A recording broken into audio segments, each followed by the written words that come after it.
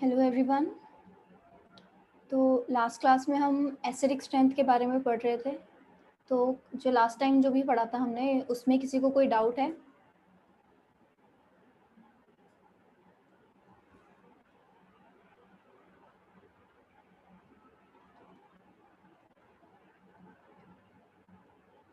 आज हम वही कंटिन्यू करेंगे जहाँ पे हमने लास्ट छोड़ा था।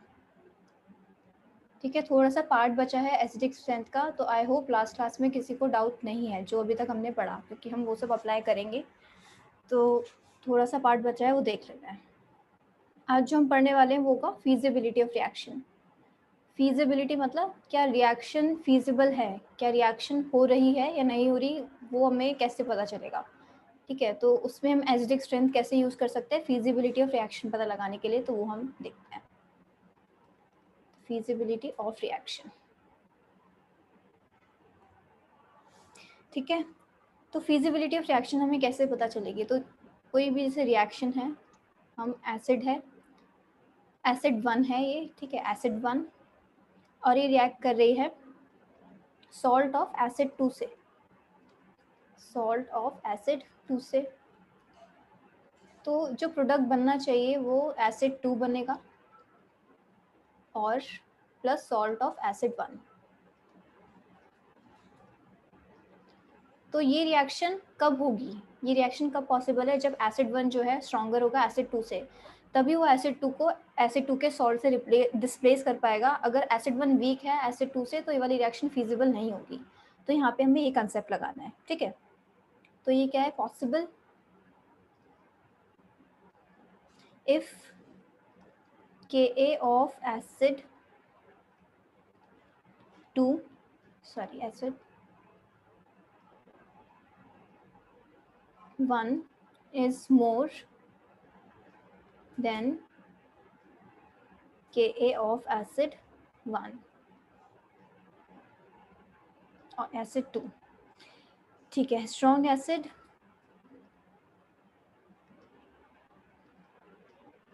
displaces weak acid from the salt of weak acid। तो सॉल्ट मतलब स्ट्रॉन्ग एसिड ही क्या कर सकता है? डिस्प्लेस कर सकता है वीक एसिड को। कहाँ से? वीक एसिड के सॉल्ट से, सॉल्ट ऑफ वीक एसिड। ठीक है, तो रिएक्शन हम करके देखते हैं एग्जाम्पल से। तो एक और चीज़ लिख लो, the reaction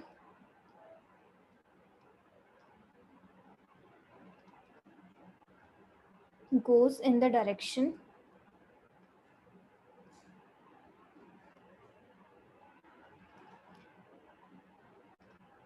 where weak acid is present।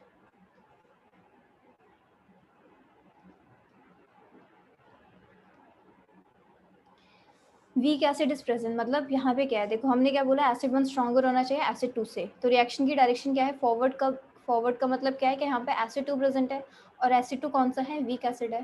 तो reaction goes in the direction where weak acid is present. ठीक है, एसिड 1 है हमारा स्ट्रॉन्ग एसिड। तो हम देख लेते हैं एग्जाम्पल के फॉर्म में। जैसे अगर है मेरे पास HCOOH है, एक एसिड है, और एक हमने लिया सॉल्ट CH3COO नेगेटिव Na+। तो अगर ये रिएक्शन होगी, अगर होती है रिएक्शन, तो क्या होगा? जो एसिड बनेगा वो कौन सा होगा? ये। और सॉल्ट जो बनेगा वो कुछ ऐसा होगा। तो अब बताओ ये वाली रिएक्शन पॉसिबल है या नहीं है?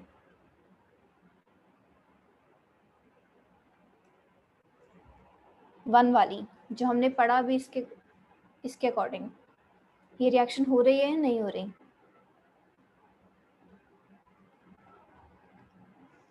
HCOH और CH3, CH3COH को कंपेयर करूँ तो स्ट्रॉन्ग एसिड कौन है? HCOOH और CH3COH में से स्ट्रॉन्ग एसिड कौन है? बताओ।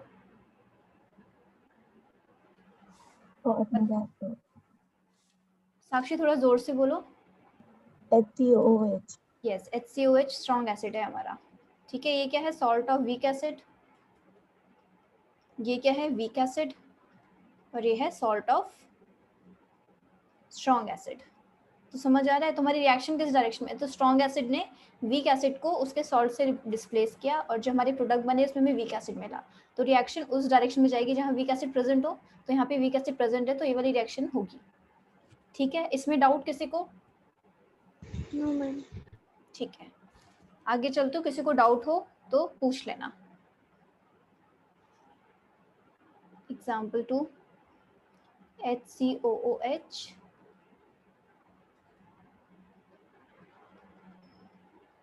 CH3CO नेगेटिव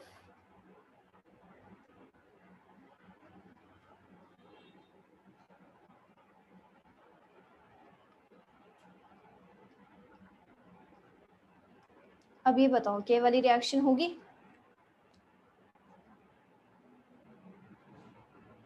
HCOH और बेंजोइक एसिड में से स्ट्रॉन्ग एसिड कौन है?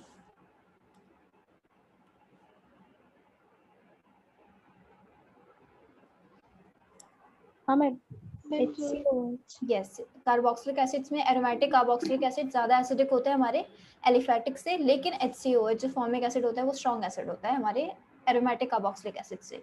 तो ये है स्ट्रॉन्ग एसिड, ये है सॉल्ट ऑफ वीक एसिड, ये है वीक एसिड और ये है सॉल्ट ऑफ स्ट्रॉन्ग एसिड। तो बताओ रिएक्शन होगी या नहीं होगी? Yes ma'am. खुशबू जोर से बोलो। हम होगी। यस होगी, रिएक्शन होगी। CH3COH plus PHCOO negative Na plus PHCOOH CH3COO negative Na plus। ये बताओ ये वाली रिएक्शन होगी?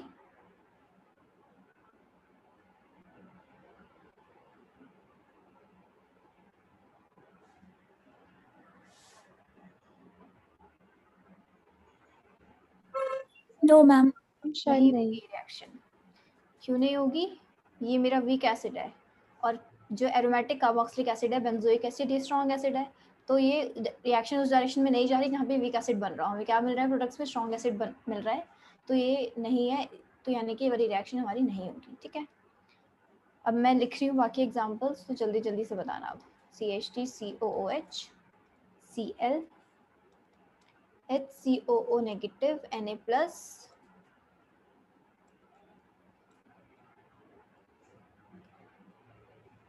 HCOOH CH2 Cl COO negative Na plus.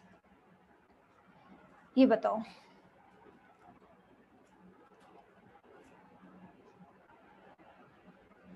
ये वाली रिएक्शन होगी? ठीक है, यहाँ पे क्या है हमारा वीक एसिड ये है और ये वाला क्या है स्ट्रॉन्ग एसिड ये है। क्यों? नॉर्मली क्या होता है फॉर्मिक एसिड तो मेरा ज़्यादा स्ट्रॉन्गर होता है एलिफेटिक से कार्बोक्सिलिक एसिड से, लेकिन हमने यहाँ पे क्या लगा दिया? Cl लगा दिया है। तो इसका हमने पढ़ा भी था ऑर्डर कि हम Cl लगा देंगे तो ये ज़्यादा एसिडिक हो जाएगा क्योंकि इसके माइनस इफेक्ट की वजह से। ठीक है, तो ये वाली रिएक्शन भी होगी।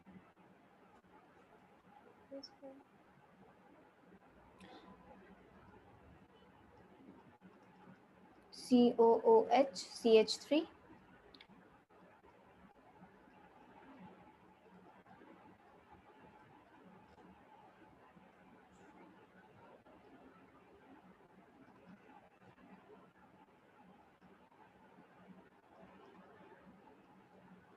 ये बताओ होगी या नहीं होगी?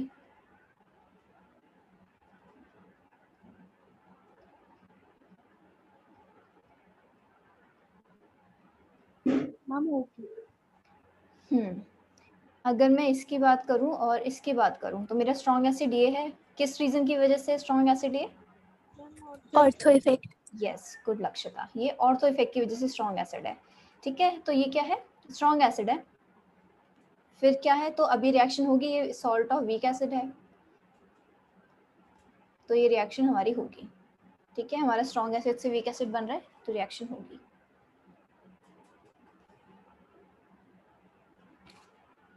सिक्स्थ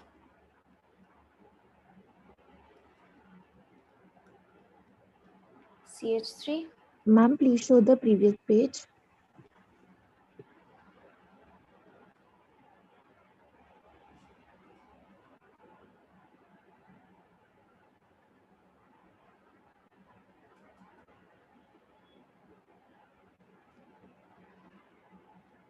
ठीक है, done ma'am, thank you. Sakshi done ma'am.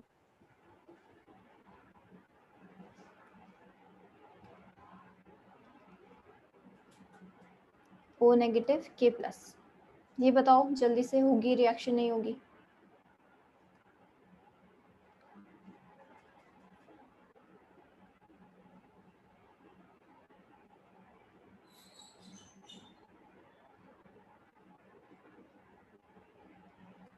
Phenol में से और ऑर्थोमिथाइल फिनॉल में से ज़्यादा एसिडिक कौन है?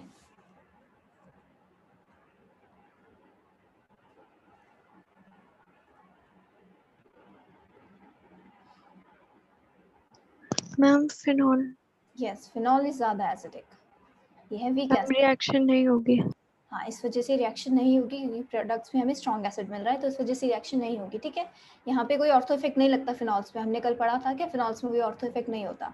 और ये क्या है, इलेक्ट्रॉन डोनेटिंग ग्रुप, तो ये डोनेटिंग ग्रुप है तो इस फिनॉल की एसिडिटी कम करेगी। ठीक है, यहाँ पे कोई डोनेटिंग ग्रुप नहीं है तो ये स्ट्रॉन्ग एसिड होगा as compared to ortho methyl phenol. ठीक है, नेक्स्ट हम चीज़ देखते हैं जो हमें एसिडिटी के यूज से ही बतानी है, reaction with sodium bicarbonate. Sodium bicarbonate का फॉर्मूला होता है NaHCO3। ठीक है,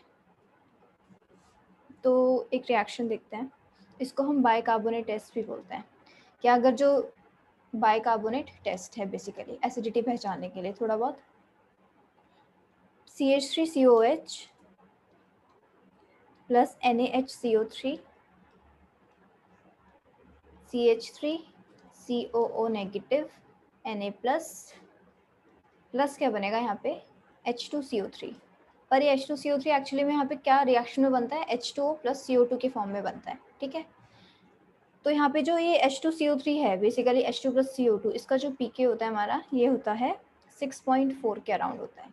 ठीक है, तो हमें अब इससे कंपेयर करके बताना है।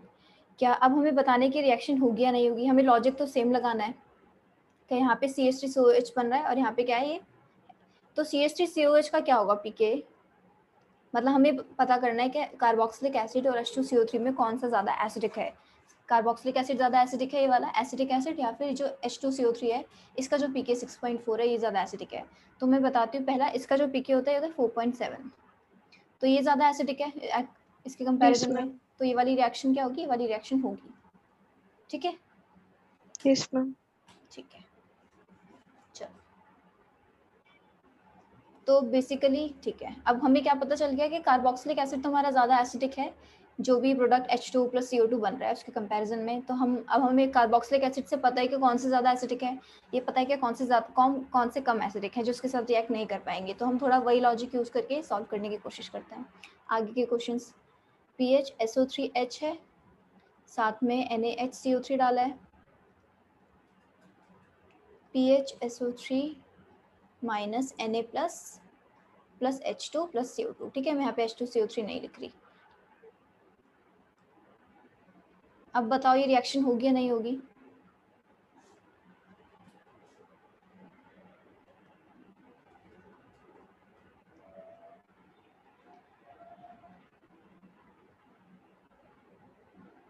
देखो लास्ट रिएक्शन में क्या था, कार्बोक्सिलिक एसिड था और ये ज़्यादा एसिडिक था मेरा इसके कंपैरिजन में, H2CO3 के कंपैरिजन में, क्योंकि उसका pK कम है। ठीक है, अब मैं कार्बोक्सिलिक एसिड की बात करूं और अपना सल्फोनिक एसिड की बात करूं, कौन ज़्यादा एसिडिक है?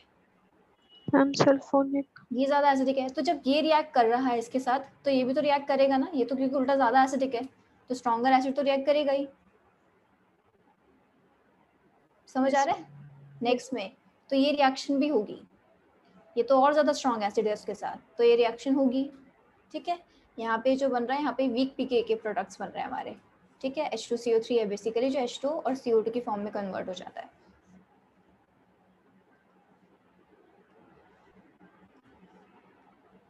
थ्री PHOH और साथ में सेम, अभी बताना है कि ये होगी या नहीं होगी।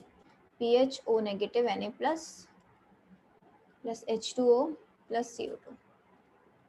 यहाँ पे मैं ये क्या है, फिनॉल है, PHOH इज फिनॉल। फिनॉल का पीके क्या होता है, फिनॉल का पीके 10 होता है।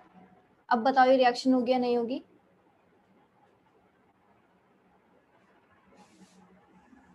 मैम होगी। होगी।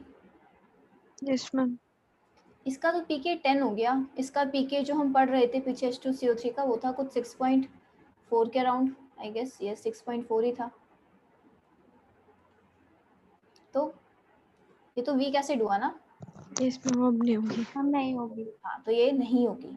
ठीक है, तो फिनॉल H2CO3 की मैं कंपैरिजन करूँ तो फिनॉल से तो कम एसिडिक है, फिनॉल से ज़्यादा एसिडिक है, लेकिन कार्बोक्सिलिक एसिड्स की बात करूँ, सल्फोनिक एसिड की बात करूँ, तो उसमें उससे कम एसिडिक है। फिनॉल से ज़्यादा एसिडिक है, कार्बोक्सिलिक एसिड सल्फोनिक एसिड से कम एसिडिक है। ठीक है, तो बाइकार्बोनेट टेस्ट के लिए ये चीज़ याद रखना।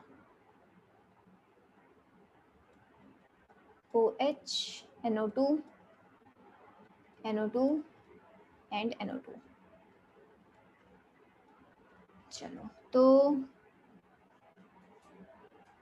प्लस NaHCO3 ही है। अब ये रिएक्टेंस देख के ही बता दो कि रिएक्शन होगी नहीं होगी।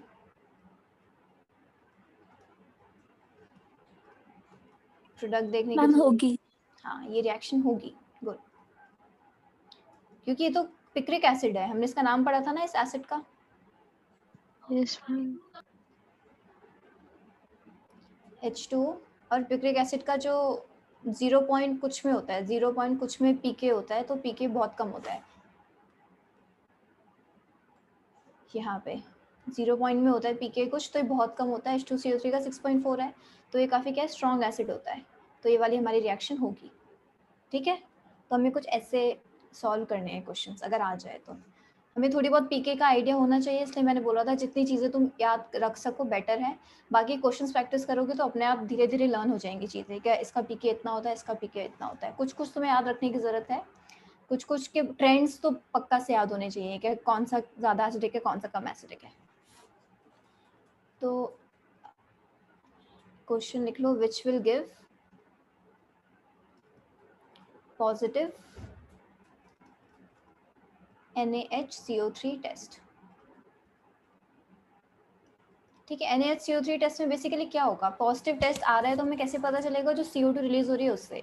CO2 रिलीज हो रही है, उसमें क्या हो रहा है, CO2 रिलीज होती है तो क्या होता है, तो हमें कैसे पता चलता है कि इसमें CO2 रिलीज हो रही है हमारे टेस्ट ट्यूब में? मैम ब्रिस्क हाँ, ब्रिस्क, एफिवेसेंस। यस, इसमें ब्रिस्क एफिवेसेंस आती है। तो अगर रिएक्शन हो रही होगी तो ब्रिस्क एफिवेसेंस आएगी, रिएक्शन नहीं होगी तो ब्रिस्क एफिवेसेंस नहीं आएगी। तो हमें बताना है कि किसकी रिएक्शन NaHCO3 के साथ, अभी जो मैं दूंगी, जो भी मॉलिक्यूल्स देने वाली हूँ, क्या वो रिएक्ट करके NaHCO3 के साथ ब्रिस्क एफिवेसेंस देंगे या नहीं देंगे, बेसिकली ये चीज़ है इस टेस्ट की। ठीक है, तो जो मैं स्ट्रक्चर्स दे रही हूँ उनके नाम लिखते रहो, तो बाद में लास्ट में बताना। H2SO4, HI, HCl, PHOH, PHCOOH, PHSO3H,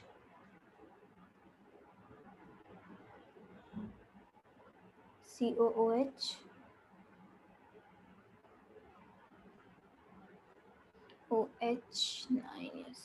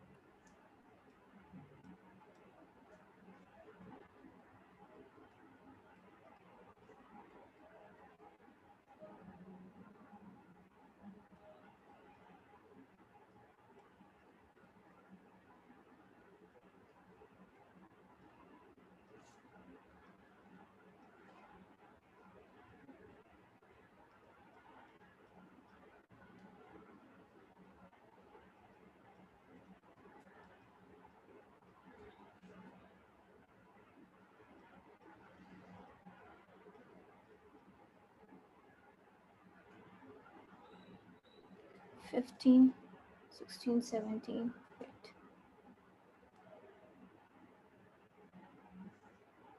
COOH, NO2, NO2 and NO2. ठीक है, अब लिख लिया तो अब मुझे बारी बारी से बताना।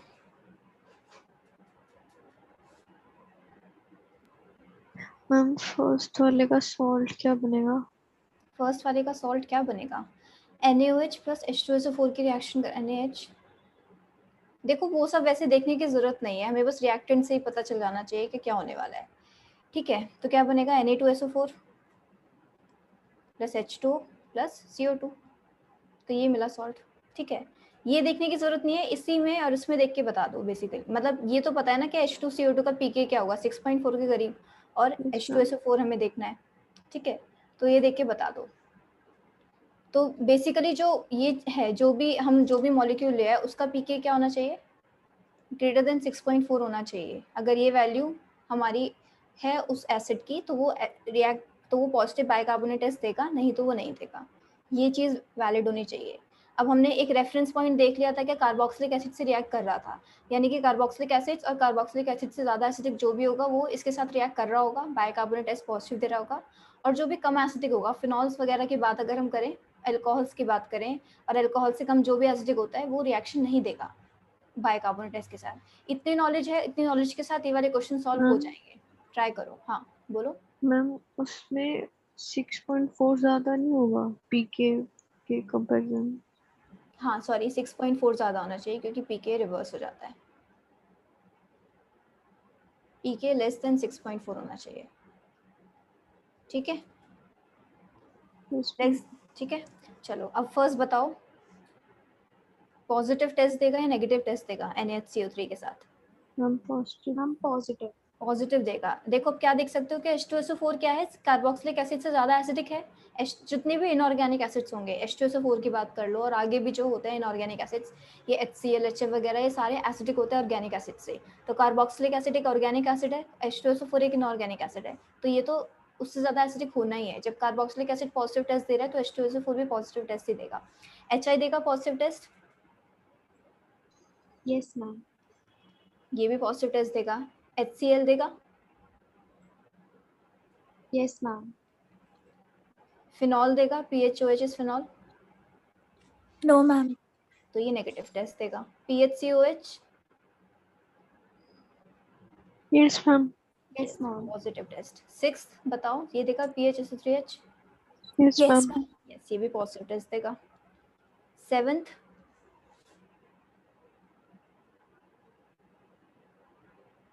Yes ma'am. हाँ ये भी देगा पॉजिटिव, क्योंकि CH3COH भी रिएक्ट कर रहा था, तो कार्बोक्सिलिक एसिड जितने भी होंगे वो सारे एसिडिक ही होने वाले हैं। एट्थ देगा, नो मैम। तो एट्थ नेगेटिव। नाइन्थ,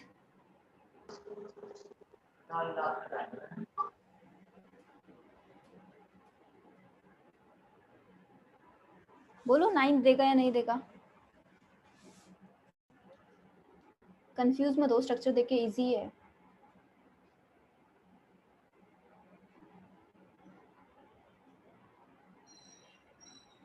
हम शायद नहीं देगा। नहीं देगा, नेगेटिव टेस्ट ही है। सोचो फिनॉल नहीं दे रहा, यहाँ पे तो हमने क्या बीच में CH2 लगा दिया। ठीक है, फिनॉल तो ज़्यादा एसिडिक है एज कम्पेयर टू, अगर मैं एलिफेटिक की बात करूँ, एलिफेटिक अल्कोहल की बात करूँ और एरोमेटिक अल्कोहल की बात करूँ, तो फिनॉल ज़्यादा एसिडिक होगा as compared to aliphatic alcohols.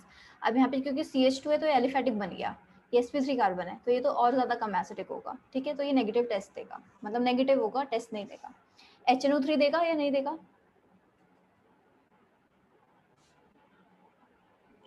Yes ma'am देगा। देगा। HNO3 नाइट्रिक एसिड काफ़ी स्ट्रॉन्ग एसिड है, ठीक है, देता है, ये देगा। 11th, इथाइल अल्कोहल या इथेनॉल, बोलो देगा या नहीं देगा?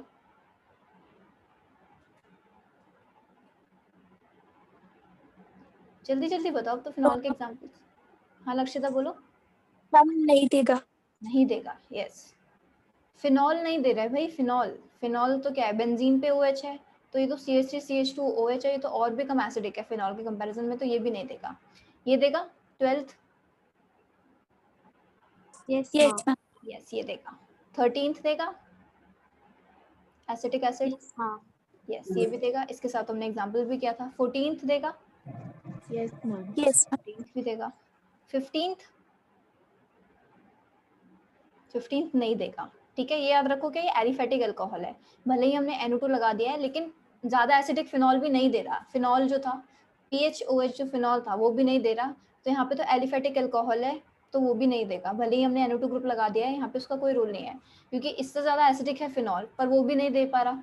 तो हम थोड़ी बहुत एसिडिटी भले ही हमने इसकी बढ़ा दी हो इससे, लेकिन ये फिर भी NaHCO3 के कंपैरिजन में तो कुछ नहीं होगा। जो भी हमें ये H2CO2 मिलेगा इसका पीके 6.4 से कम नहीं हो पाएगा, ठीक है। तो ये नेगेटिव ही रहेगा। 16 देगा, Yes, ma'am. यस ये क्या है पिक्रिक एसिड, इसका पीके बहुत कम होता है 0 पॉइंट में, तो ये देगा। 17th भी यहाँ पे देगा, इसका भी जो पीके होता है वो ओवरऑल मतलब इस 6.4 से कम ही आता है, ठीक है, क्योंकि यहाँ पे 2 NO2 ग्रुप है, यहाँ पे 3 NO2 ग्रुप है, यहाँ पे 2 है, थोड़ा 0 पॉइंट से कुछ बढ़ जाएगा लेकिन वो 6.4 से कम रहेगा।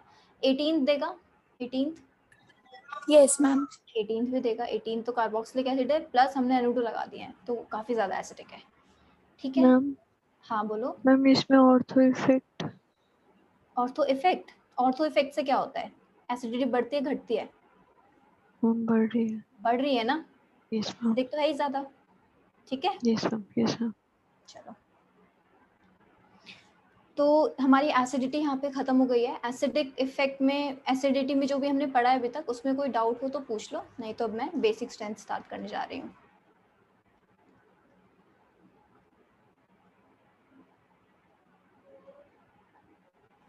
मैम अगर कहीं पीके वैल्यू नेगेटिव में आए और एक जगह पॉजिटिव में तो मैम तब? पीके वैल्यू नेगेटिव में आए और मैम एक जगह नेगेटिव में और दूसरी तरफ पॉजिटिव। दूसरी जगह पॉजिटिव हो यस मैम। तो पॉजिटिव में अगर पीके वैल्यू। हमें इससे कुछ लेना देना नहीं है, हमें बस वो देखनी है कि वैल्यू जिसकी ज़्यादा है वो क्या होगा, कम एसिडिक होगा। अगर मैं किसी, मान लो मैंने क्या करा, ए लिया बी लिया, ए की पीके वैल्यू बोली -1.4, इसकी बोल दी 2.6, तो ज़्यादा एसिडिक कौन होगा, A will be more acidic than B, क्योंकि ए की पीके कम है, ठीक है, माइनस ओके वाला मैम। कम है 2.6 से, ठीक है। ओके। चलो तो ये थी बात, अब हम बेसिक स्ट्रेंथ शुरू करेंगे। तो बेसिक स्ट्रेंथ में भी हम कुछ डेफिनेशंस देखेंगे जो हमने एसिडिक स्ट्रेंथ में देखी थी, तो चलो देखते हैं।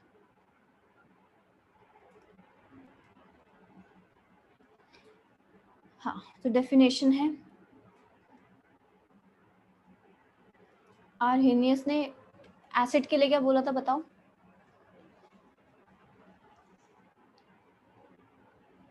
बताओ एसिड के लिए क्या डेफिनेशन थी आर्हेनियस की।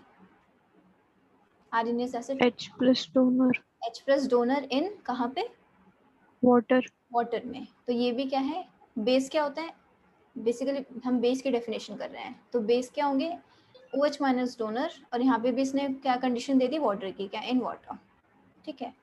अब मैं ब्रॉन्स्टेड की बात करूँ, ब्रॉन्स्टेड बेस की, तो ब्रॉन्स्टेड एसिड की क्या डेफिनेशन थी,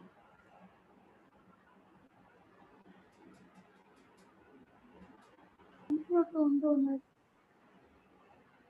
नुपुर जोर से बोलो। Ma'am, proton donor.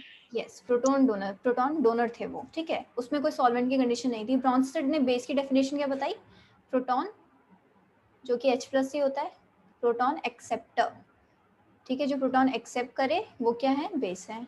लुइस की बात करूँ, लुइस में एसिड की डेफिनेशन क्या थी, लुइस एसिड कौन से होते हैं, जो इलेक्ट्रॉन क्या करते हैं, Except. एक्सेप्ट करते हैं। लुइस बेस क्या होते हैं, इलेक्ट्रॉन पेयर डोनर होते हैं, ये इलेक्ट्रॉन डोनेट करते हैं, ठीक है। तो अगर मैं NaOH की बात करूं और वाटर, तो ये Na plus plus OH minus की फॉर्म में होगा, तो ये OH माइनस दे रहा है तो कैसा बेस है, ये आर्हेनियस बेस है, ठीक है, आर्हेनियस के अकॉर्डिंग। ये बस एग्जांपल है। अगर मैं अमोनिया की बात करूं और मैं इसमें क्या डालूं, H प्लस है, मतलब हमारे इसमें कहीं H प्लस है, किसी एसिड से आया होगा, मान लो HCl से आया है, ठीक है, तो ये क्या बना देगा, NH4 प्लस। अब इसने क्या किया, प्रोटॉन एक्सेप्ट कर लिया ना, H प्लस एक्सेप्ट कर लिया, तो ये क्या हुआ, ब्रॉन्स्टेड बेस,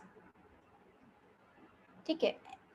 ये लुईस बेस की तरह भी काम करता है। कहाँ पे? जैसे अब मैंने कहा यहाँ पे इसके सब रिएक्ट करवा दिया BF3 को। BF3 इलेक्ट्रॉन डेफिशिएंट है, बताओ या नहीं है? Yes ma'am. क्योंकि है। BF3 में 3 बॉन्ड्स है, इसके पास कितने इलेक्ट्रॉन्स हैं? 6 इलेक्ट्रॉन्स हैं। 8 इलेक्ट्रॉन्स नहीं है, ऑक्टेट पूरा करने के लिए 8 इलेक्ट्रॉन्स चाहिए, तो इलेक्ट्रॉन डेफिशिएंट होता है। तो अमोनिया क्या करता है, अपने जो लोन पेयर हैं वो इसको कोऑर्डिनेट बॉन्ड के थ्रू दे देता है। हम इसे ऑल्दो कोवलेंट बॉन्ड भी बोल सकते हैं आजकल, अब जो मॉडर्न केमिस्ट्री है, लेकिन ये कोऑर्डिनेट बॉन्ड के थ्रू इसको दे देता है। ठीक है, ये इस पूरे स्ट्रक्चर को हम बेसिकली अडक्ट बोलते हैं, ऐसी चीज़ों को। ठीक है, इतना कुछ वो नहीं है। इसको हम कैसे लिख सकते हैं? NH3 प्लस BF3 माइनस भी लिख सकते हैं, क्योंकि ये दे रहा है, बोरॉन ले रहा है, तो ऐसे भी लिख सकते हैं, ये भी ठीक है। ठीक है, ऐसा कहीं दिखे तो कुछ अलग मत मान लेना। तो यहाँ पे अमोनिया किसकी तरह काम कर रहा है? लुईस बेस की तरह। ठीक है, यहाँ पे OH माइनस डोनेट कर रहा है NaOH, यहाँ पे ammonia NH4 plus proton accept कर रहा है, और यहाँ पे लोन पेयर डोनेट कर रहा है। तो ये क्या है? तो हमने देख लिया तीनों के एग्जाम्पल्स। अब हम बात करते हैं कुछ स्केल्स की। क्या जैसे हमने pKa स्केल पढ़ा था, यहाँ पे क्या होगा? pKb से हमें पता चलेगा। ठीक है, pKb और Ka। तो फर्स्ट की Kb, फर्स्ट बात करते हैं Kb वैल्यू।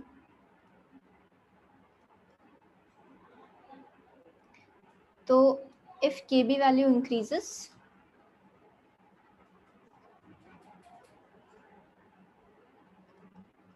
बेसिसिटी बताओ, इंक्रीज होगी डिक्रीज होगी? इंक्रीज। यस, तो Kb के डायरेक्शनल प्रोपोर्शनल होगी हमारी बेसिसिटी। ठीक है, सेकंड बात करती हूँ मैं pKb वैल्यू की।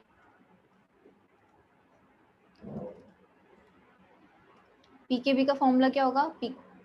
माइनस लॉग, बताओ, माइनस लॉग मैम OH।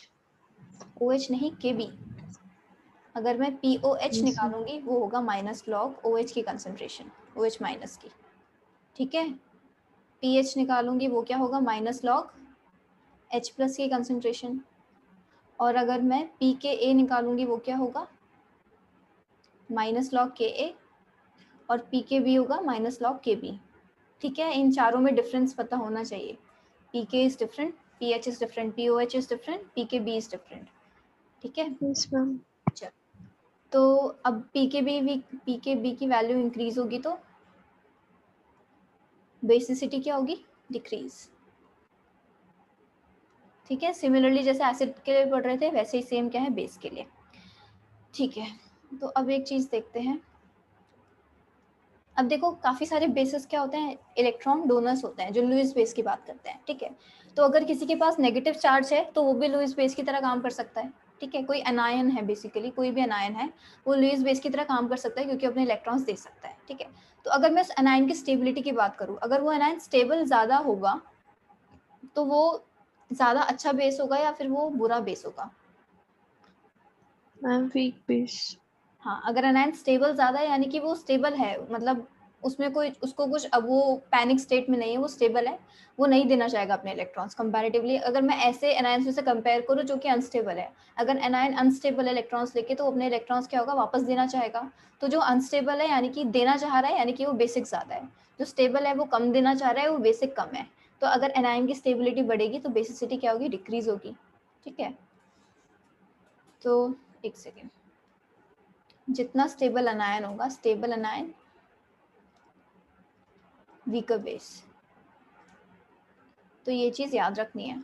ठीक है, एसिड में हम उल्टा देख रहे थे, एसिड में जो कॉन्जुगेट बेस होता है वो भी अनायन होता है, वो जितना स्टेबल होगा तो जो जिस एसिड से वो बन रहा होगा वो एसिड उतना ही स्ट्रॉन्गर होगा। यहाँ पे हम बेस की जो यहाँ पे जो अनायन की बात कर रहे हैं वो इतना ज़्यादा स्टेबल होगा उतना ही वीक बेस होगा। ठीक है, तो स्टेबिलिटी ऑफ अनायन किस किस पे डिपेंड करती है वो देख लेते हैं। स्टेबिलिटी ऑफ अनायन डिपेंड्स ऑन, बताओ किस किस चीज़ पे डिपेंड कर सकती है? साइज। हाँ, साइज पे डिपेंड करेगी, और इलेक्ट्रोनेगेटिविटी पे भी डिपेंड कर सकता है। नेगेटिव चार्ज की स्टेबिलिटी हमने अभी तक काफ़ी जगह पे देखा। ठीक है, तो इलेक्ट्रोनेगेटिविटी बढ़ेगी तो स्टेबिलिटी बढ़ेगी या घटेगी? इफ इलेक्ट्रोनेगेटिविटी इंक्रीजेस, स्टेबिलिटी बताओ। एनाइन की स्टेबिलिटी बढ़ रही थी इलेक्ट्रोनेगेटिव से या फिर घट रही थी? मैम बढ़ेगी। बढ़ेगी, इंक्रीज हो रही थी। ठीक है, ये वैलिड किसके लिए है? पीरियड के लिए, in a period. Left to right अगर हम जाते हैं तो left to right electronegativity increase होती है पीरियड में। जैसे कि अगर मैं बात करूं CH3 negative, NH2 negative, OH negative और F नेगेटिव, तो कौन सा नेगेटिव चार्ज सबसे ज्यादा स्टेबल है?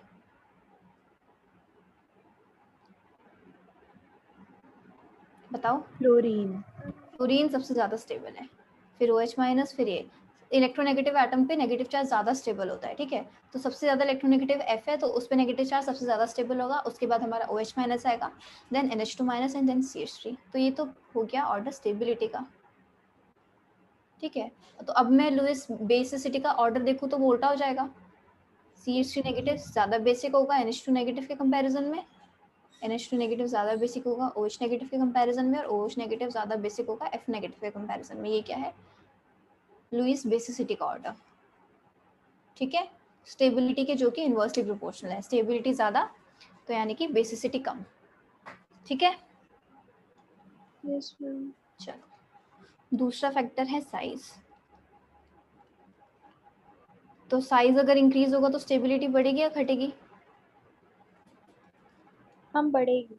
यस, साइज से भी हमने देखा था लास्ट क्लास में क्या स्टेबिलिटी इंक्रीज हो रही थी। ये किसके लिए वैलिड है? ग्रुप के लिए, in a group top to bottom. Group में हम नीचे आते हैं तो साइज बढ़ता है और स्टेबिलिटी भी बढ़। तो जैसे अगर मैं देखूं F negative, Cl negative, Br negative और I नेगेटिव, तो इसमें सबसे ज़्यादा स्टेबल कौन होगा? I negative. ठीक है, तो ये स्टेबिलिटी का है, तो बेसिसिटी का ऑर्डर उल्टा हो जाएगा। अब एक और कुछ चीज़, जैसे अगर मैं OH माइनस की बात करूं और SH माइनस की बात करूं, कौन है ज़्यादा बेसिक?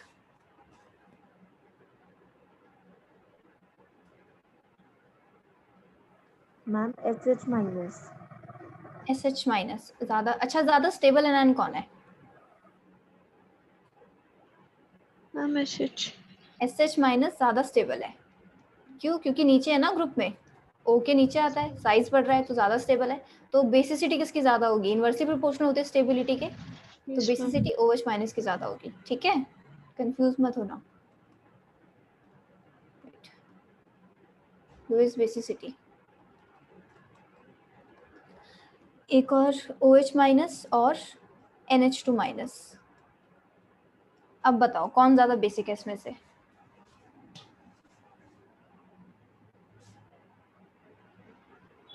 मैम NH2 का।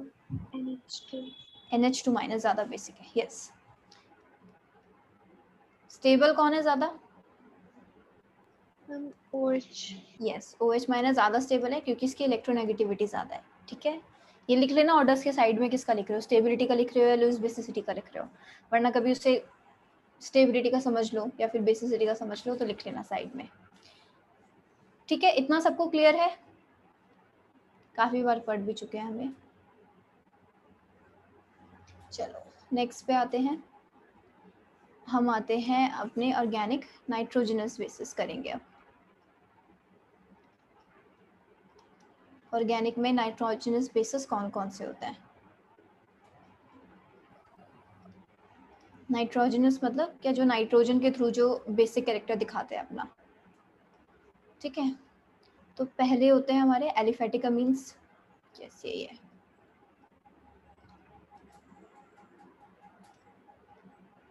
सेकेंड होते हैं हमारे एरोमेटिक अमीन्स।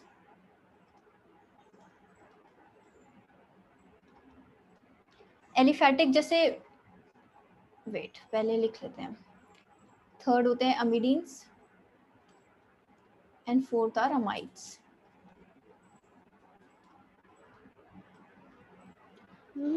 एलिफेटिक अमीन ज़्यादा बेसिक होंगे देन एरोमेटिक। देखते हैं अभी। ठीक है, अभी ये मैं ये ऑर्डर भी बताऊंगी, पहले देख लो। एलिफेटिक क्या होगा? नॉर्मली जैसे CH3 CH2 NH2, ये हो जाएगा। एरोमेटिक अमीन क्या होगा? जो एनिलीन होता है।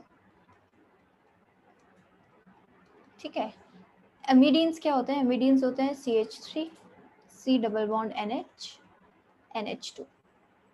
ऐसे कुछ हमारे एमिडीन्स होते हैं। और अमाइड्स कैसे होंगे? RC⋯O NH2, ये हमारे अमाइड्स होते हैं। ठीक है, तो अब हमें ये इसमें ऑर्डर देखना हो। अब बात करूँ 1 2 3 4 की, तो सबसे ज़्यादा इसमें बेसिस कौन, सबसे ज़्यादा बेसिक करेक्टर किसका होना चाहिए?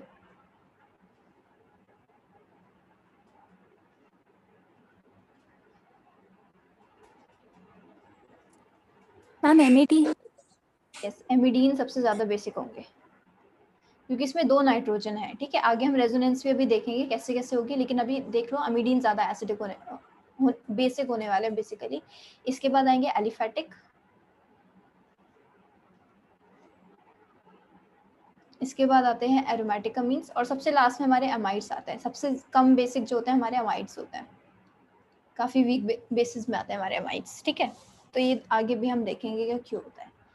फिलहाल चलो एक चीज़ देखते हैं हम। अच्छा, एनसीईआरटी में एक टॉपिक होगा कि जब हम नॉर्मल 1 डिग्री 2 डिग्री 3 डिग्री की बात करते हैं बेसिसिटी की, अमीन्स की, एलिफेटिक अमीन्स के बारे में बात करूं, पहले मैं डाल देती हूँ हेडिंग एलिफेटिक अमीन्स।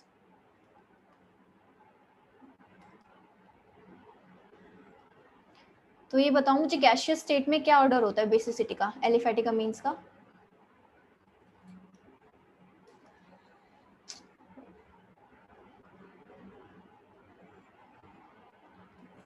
अगर मैं 3 डिग्री 2 डिग्री और 1 डिग्री की बात करूं, आपकी तो 3 बजे क्लास खत्म हो गई।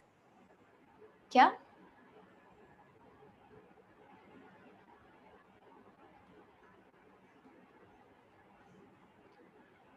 जिसने भी बोला मुझे सुनाई नहीं दिया, फिर से बोल लो अगर कुछ डाउट है तो ये ऑर्डर होता है बेसिकली गैसियस स्टेट के अंदर। ठीक है, ये 3 डिग्री 2 डिग्री, जैसे मैं दिखाती हूँ यहाँ पे CH3 या CH3 रहने दो, लेट्स से R NH2, क्या कोई भी ग्रुप हो, RH NH2,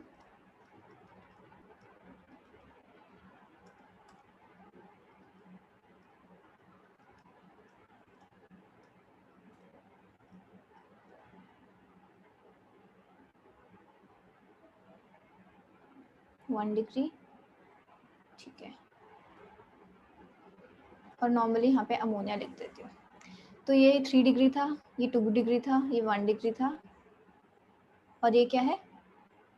सॉरी, ये मैंने क्या, एक सेकेंड, सॉरी,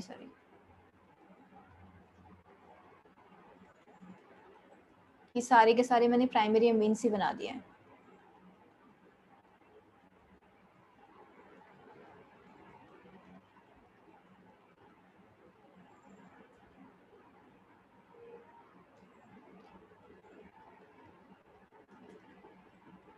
ये है 3 डिग्री अमीन, टर्शरी अमीन जिसे बोलेंगे, RH, ये है 2 डिग्री अमीन, RHH, ये है 1 डिग्री अमीन, और NHH, ये क्या है? अमोनिया।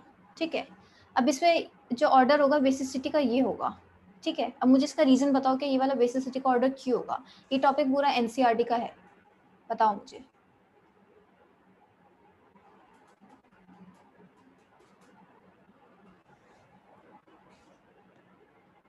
क्या गेस कर सकते हो? गेस तो करो, कुछ सोचो उसमें। क्या 3 डिग्री में ऐसा क्या हो रहा है, क्या ये सबसे अच्छी तरीके से इलेक्ट्रॉन डोनेट कर पा रहा है? मैम इसमें एल्काइल ग्रुप्स ज्यादा हैं तो वो इलेक्ट्रॉन दे रहे होंगे नाइट्रोजन हाँ, को। तो वो प्लस आई की वजह से इलेक्ट्रॉन दे रहे होंगे, तो उसमें प्लस आई इफेक्ट सबसे ज़्यादा होगा 3 डिग्री में, फिर 2 डिग्री में कम होगा थोड़ा, फिर 1 डिग्री में और कम होगा, और इसमें तो आर ग्रुप्स है ही नहीं, तो ये तो इधर कोई इलेक्ट्रॉन दे नहीं रहा। यहाँ पे ये भी इलेक्ट्रॉन देना है प्लस आई के थ्रू, यहाँ पे 2 आर ग्रुप्स दे रहे हैं, यहाँ पे सिर्फ एक ही आर ग्रुप दे रहा है। ठीक है, तो यहाँ पे प्लस आई इफेक्ट की वजह से रीज़न है कि 3 डिग्री ज़्यादा होता है 2 डिग्री से। ठीक है, अगर मैं बात करूँ एक्वस स्टेट की, एक्वस सोल्यूशन में बात करूँ कुछ, ठीक है, जैसे इन H2O, तो ऑर्डर कुछ अलग हो जाता है यहाँ पे।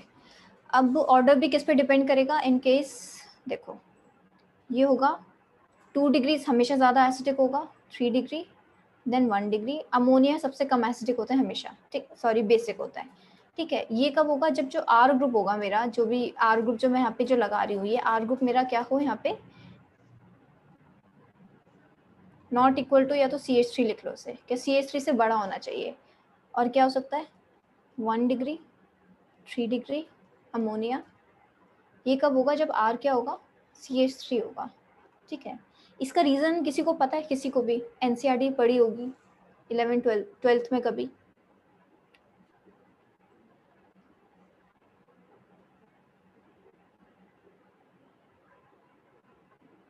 Ma'am H bonding.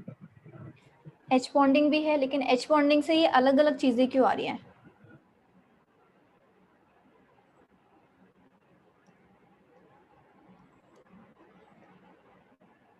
चलो ठीक है, फिर हम देखते हैं। अगर मैं पहले वाला मिथाइल वाला केस लेके चलती हूँ, ठीक है, CH3 होता, CH3 होता, CH3 होता, कुछ इसे H+ लेना है, मतलब इसे H+ को इलेक्ट्रॉन डोनेट करना है, मान लो ऐसे कुछ होगा। ये रिएक्शन कैसे बनेगी, CH3 H पॉजिटिव।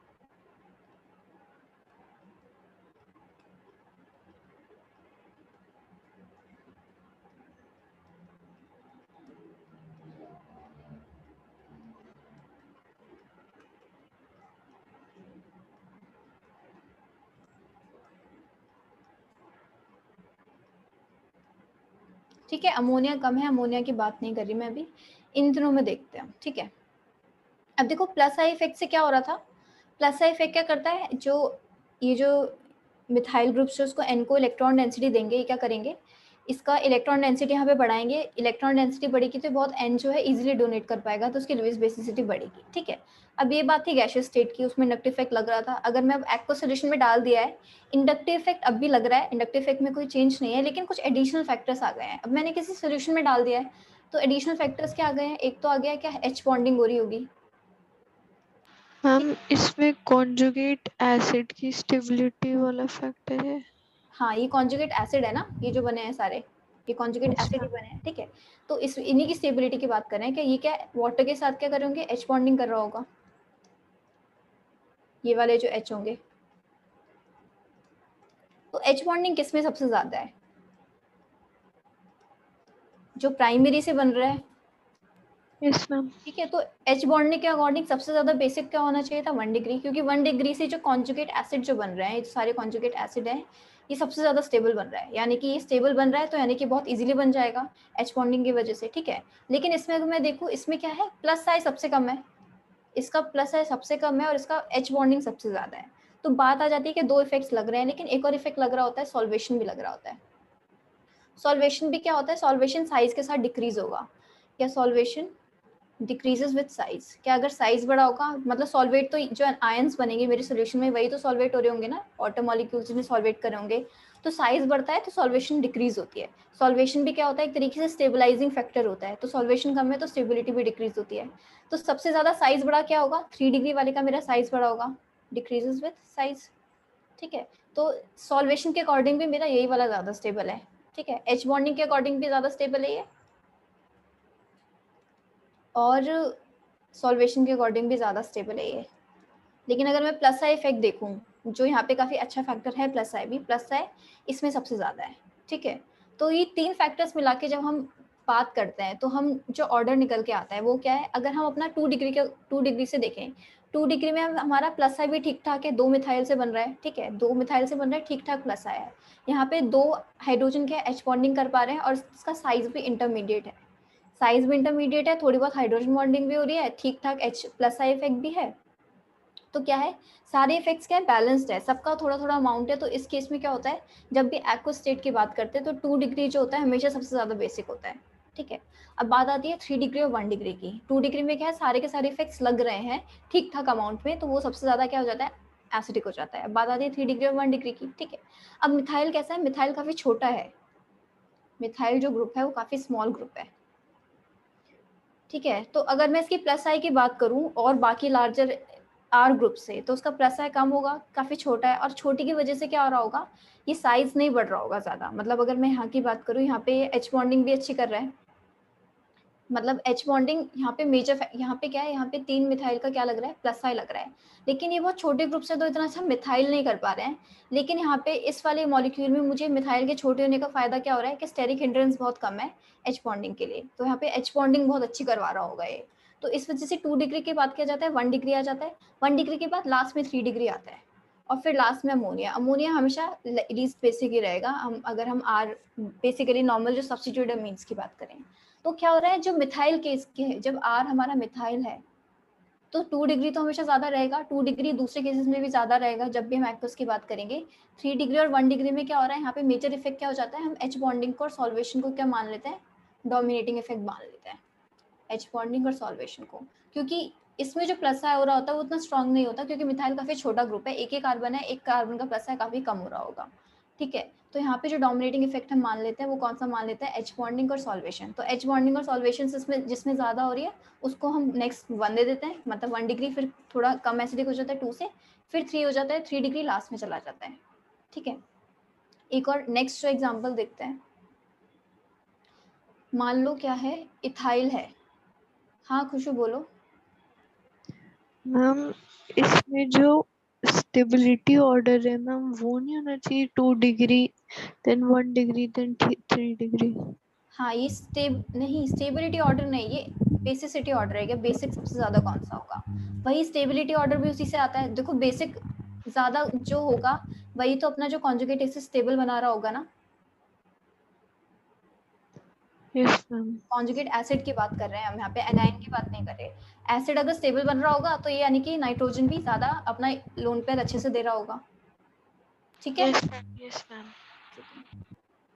तो ये है, वेट,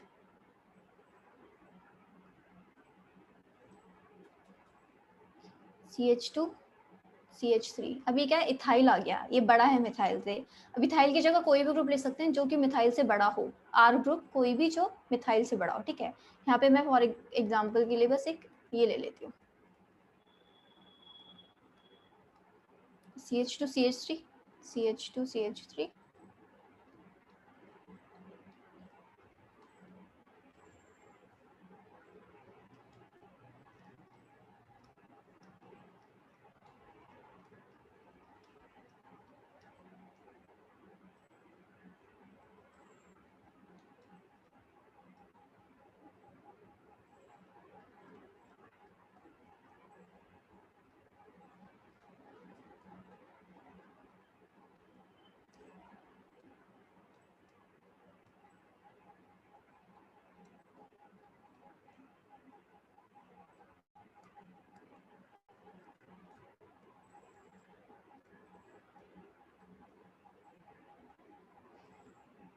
ठीक है, तो ये चीज़ें हमारे पास।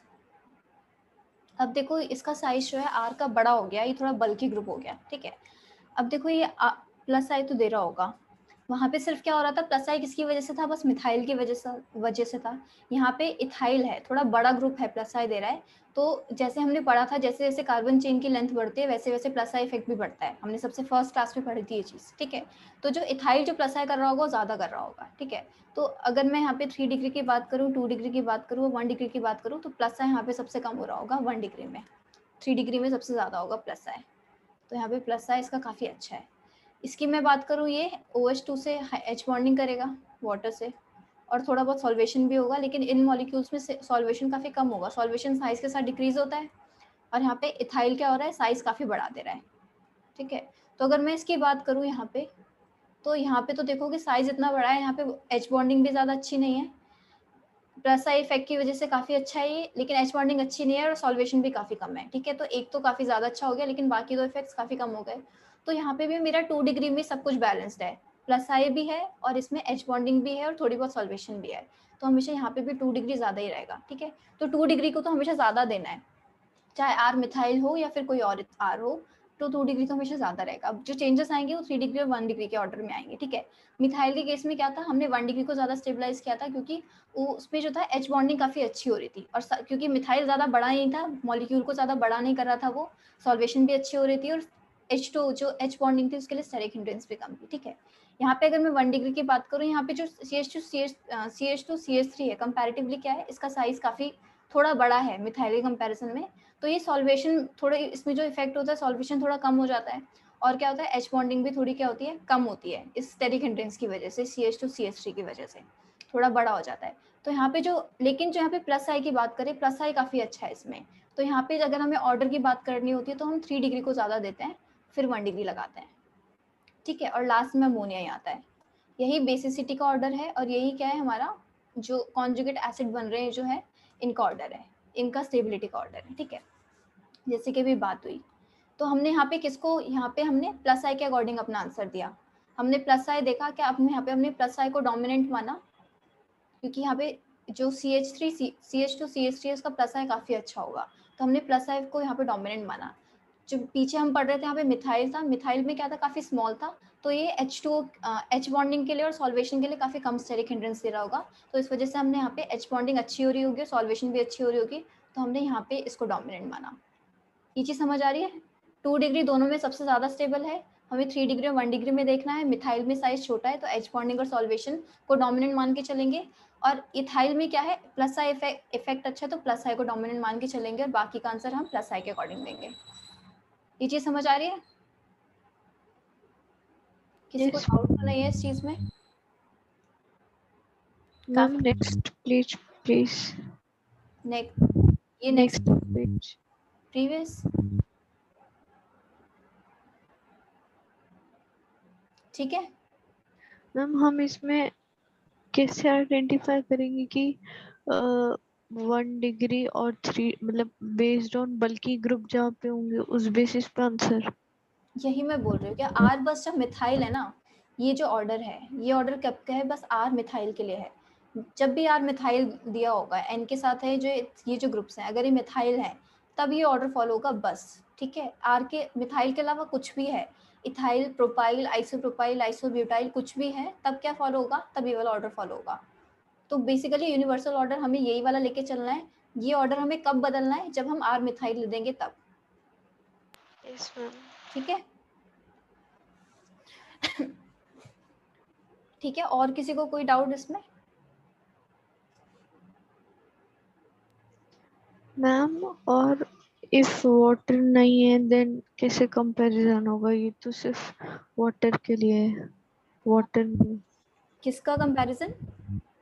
मैम इन केस अगर वाटर से हमें कंपेयर नहीं करना कि वाटर हीट ऑफ मतलब हाइड्रेशन और प्लस आई अभी हमने देखा, अगर हम हाइड्रेशन नहीं लगा सकते देन? हाइड्रोजन नहीं लगा सकते मैम मतलब ये हाइड्रेशन H+ की बात कर रहे हो? मैम अगर वाटर हमने अभी वाटर में देखी है ना ये सारी चीजें। Solvation, yes aqueous ma'am. State की बात, मतलब ये बोल रहे हो कि अगर हम सॉल्वेंट कोई और ले लें, यस मैम। वो अलग टॉपिक हो जाएगा, वो अलग कंसेप्ट हो जाएगा, वो नहीं लगाना। सॉल्वेंट फिर डिपेंड करेगा कि सॉल्वेंट हम पोलर ले रहे हैं बाकी नॉन पोलर ले रहे हैं, ठीक है। ऐसा कुछ नहीं आएगा तुम्हारे में, बस यहीं तक आएगा। H2 की बात पूछेंगे, ठीक है। चलो नेक्स्ट पे आते हैं।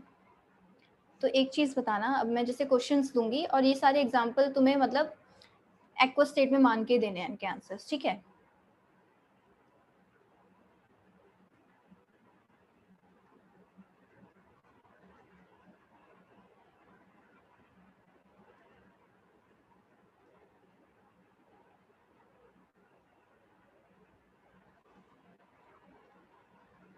अब मुझे इनकी बेसिसिटी का ऑर्डर बताओ।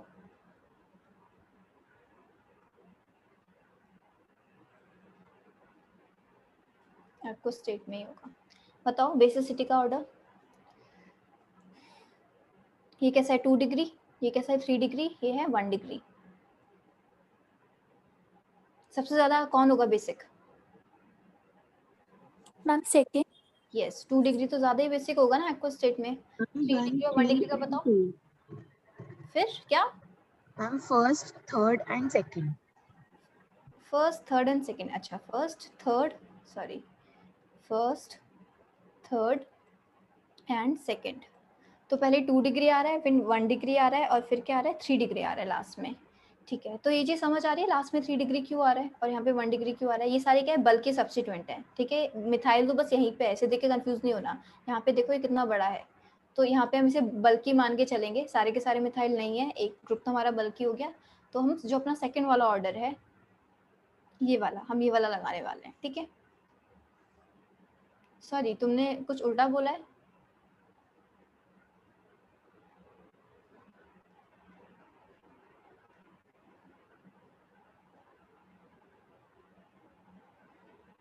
Wait,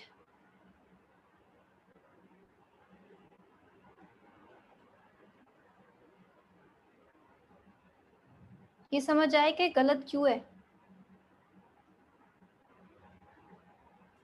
let me show. देखो जो करेक्ट ऑर्डर होगा वो 1 होगा, उसके बाद आएगा मेरा 2 और उसके बाद आएगा 3 आएगा। 2 degree, 3 degree and then 1 degree. 3 degree बड़ा था 1 डिग्री से कब, जब R ग्रेटर देन था मिथाइल। ठीक है, यहाँ पे इस N के साथ क्या है, ये 2 ग्रुप्स पे तो लगे हुए हैं ना, ये जो ग्रुप है जो कि बड़े ग्रुप हैं, मिथाइल से तो बड़ा ही है ये ग्रुप काफी। ठीक है, बस इस एक को देख के मत बोलो, वो जो तीनों ग्रुप लग रहे हैं, जितने भी ग्रुप्स लगे हैं N पे वो सारे मिथाइल होने चाहिए उस फर्स्ट वाले रूल को फॉलो करने के लिए। ठीक है, ये वाला कब होगा, जब R सारे के सारे R मिथाइल हैं। ठीक है, यहाँ पे तो नहीं है सारे के सारे R मिथाइल, यहाँ पे तो बड़ा ग्रुप भी है, तो यहाँ पे हम बल्कि वाली चीज मान के चलेंगे। यहाँ पे बल्कि है हमारा R ग्रुप, तो हमारा जो ऑर्डर होगा वो ये वाला होगा। ठीक है, ना कि ये वाला। ठीक है, यस मैम। चलो ये एग्जाम्पल 1 था। Example 2, CH3 CH2 NH2 CH3 CH double bond NH और CH3 C triple bond N। ठीक है, सबसे पहले मुझे इस वाले N की ना हाइब्रिडाइजेशन बताओ।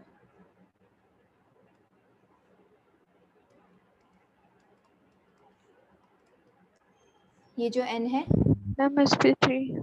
sp3, और कोई?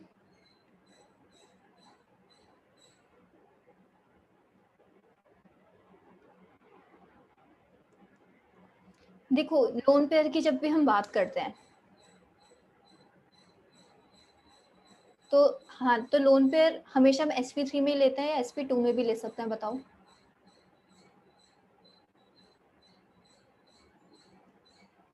वैसे ठीक है ये sp3 ही है, पर जो मैं पूछना चाह रही हूँ वो चलो आगे क्वेश्चन आएंगे तब देखते हैं। लोन पेयर है, अभी sp3 है, ये कैसा लोकलाइज लोन पेयर है।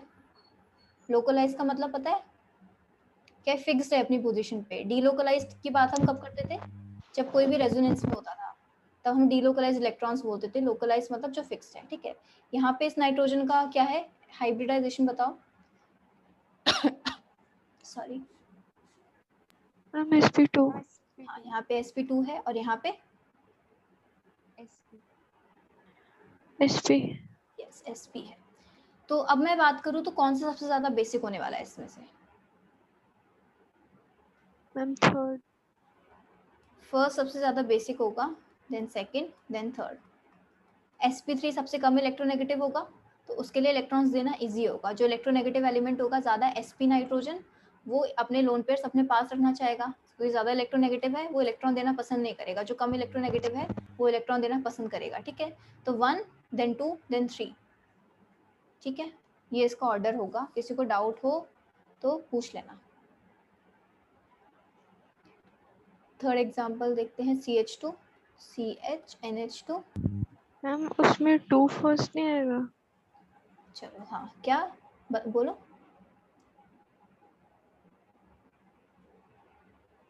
क्या होगा इसमें।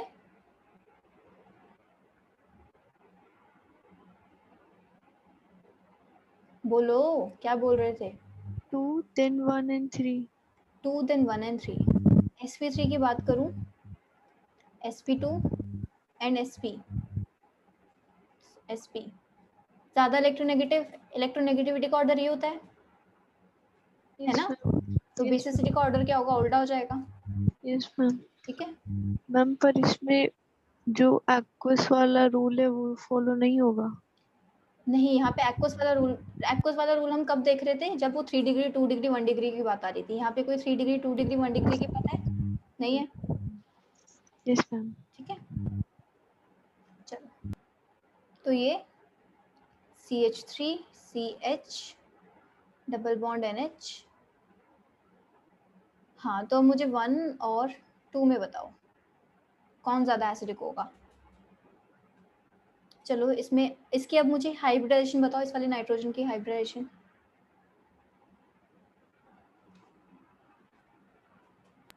Ma'am first sp3 second sp2।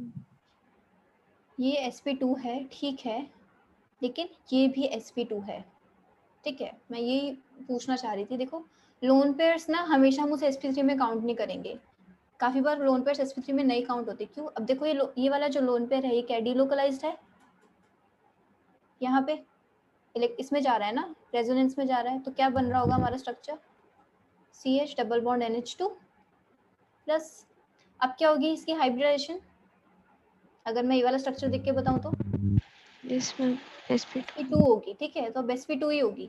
तो जब भी लोन पेयर जो होता है वो डीलोकलाइज्ड होता है, रेजोनेंस में जा रहा होता है, तो उसको हम क्या काउंट करते हैं? तब वो वाला जो भी एटम है जिसके लोन पेयर जा रहे हैं तब वो sp2 में चला जाएगा।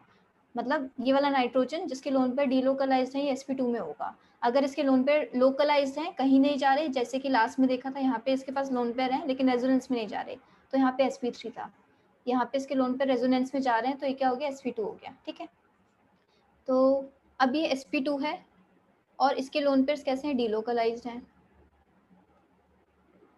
ये sp2 है लेकिन इसके लोन पेयर कैसे हैं? लोकलाइज्ड हैं। इसके लोन पेयर तो नहीं जा रहे हैं ना रेजोनेंस में, ये तो सिंपली बस इस नाइट्रोजन पे ऐसे रखे हुए हैं, इस नाइट्रोजन पे डबल बॉन्ड। यहाँ पे नाइट्रोजन वाले लोन पेयर कॉन्जुगेशन में नहीं है, ये वाला लोन पेयर कॉन्जुगेशन में था। Lone pair sigma bond double bond, यहाँ पे क्या है? लोन पेयर के बाद सीधे डबल बॉन्ड, तो ये कॉन्जुगेशन में नहीं है तो लोकलाइज्ड है। ठीक है, तो अगर मैं लोन पेयर लोकलाइज की बात करूँ और लोन पेयर डीलोकलाइज की बात करूँ तो उसमें ज़्यादा एसिडिक कौन सा होता है? जो लोन पेयर लोकलाइज्ड होता है वो ज़्यादा बेसिक होगा, एसिडिक नहीं बेसिक होगा as compared to lone pair delocalized. क्योंकि डीलोकलाइज्ड लोन पेयर तो अपनी जगह बदल रहा है, वो तो कभी इस एटम पे जा रहा है कभी उस एटम पे जा रहा है, अवेलेबल ही नहीं है कि वो किसी को दे पाए अपने आप को। लेकिन ये क्या है? सिर्फ नाइट्रोजन पे फिक्स होकर बैठा हुआ है, तो नाइट्रोजन इस लोन पेयर को इजीली दे पाएगा। यहाँ पे नाइट्रोजन इस लोन पेयर के ऊपर फिक्स ही नहीं है, बार बार कभी सी के ऊपर जा रहा है कभी वापस एन के ऊपर आ रहा है, तो नाइट्रोजन इस वाले लोन पेयर को इजीली नहीं दे पाएगा। जो नाइट्रोजन उसके ऊपर फिक्स बैठा है वो उसको इजीली दे पाएगा। ठीक है, तो यहाँ और दोनों sp2 है, तो लोन पेयर लोकलाइज क्या होगा? लोन पेयर डीलोकलाइज से ज़्यादा बेसिक की बात करेंगे, हम बेसिसिटी की बात करेंगे तो लोन पेयर लोकलाइज वाला ज़्यादा होगा। तो अब मैं 1 और 2 की बात करना चाहूँ तो 2 ज़्यादा बेसिक होगा एज कम्पेयर टू 1।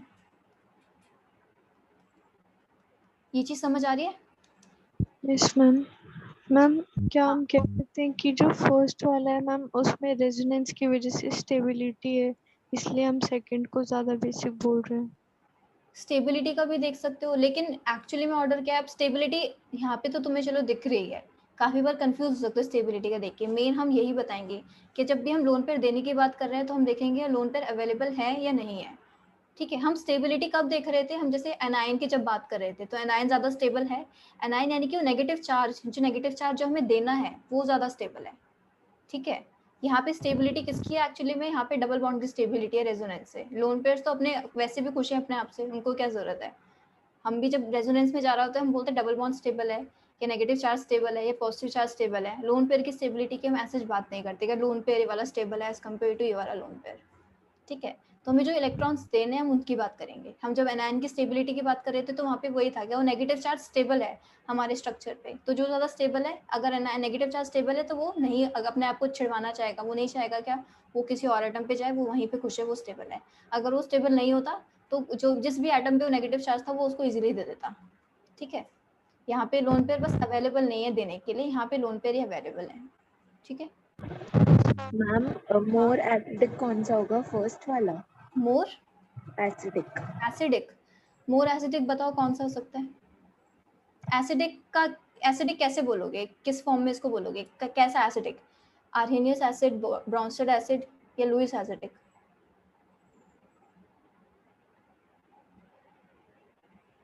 किस एसिड की बात कर रहे हो? नाइट्रोजन ले रहा है, एसिड प्रोटॉन ले रहा है, कार्बन प्रोटॉन ले रहा है, क्या ले रहा है? इसमें हम कैसे एसिडिटी कंपेयर करेंगे? यहाँ पे लोन पेयर्स है ना इसके पास, तो इलेक्ट्रॉन दे ही सकता है, ये दे सकता है, तो यानी कि हम यहाँ पे बेसिसिटी की बात कर रहे हैं, हम नाइट्रोजन की बेसिसिटी की बात कर रहे हैं। Okay ma'am. ठीक है, तो बाकी 4 की बात कर रहे हैं।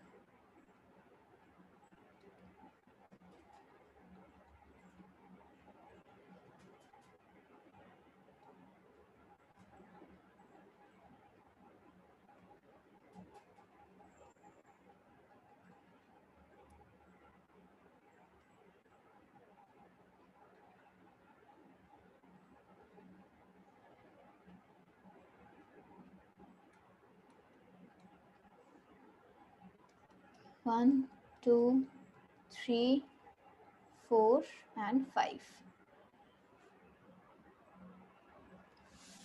चलो इधर बताओ, इधर क्या होगा?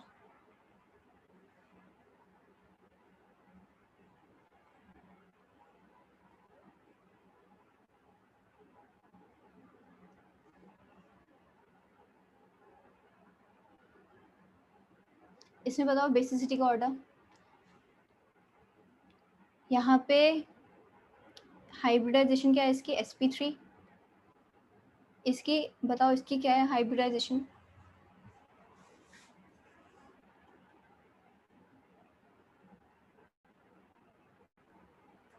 Ma'am sp2। यस, ये sp2 है। इस पे लोन पेयर्स हैं, लेकिन ये डबल बॉन्ड के साथ कॉन्जुगेशन में है, तो ये sp2 ही होगा। इसकी क्या है?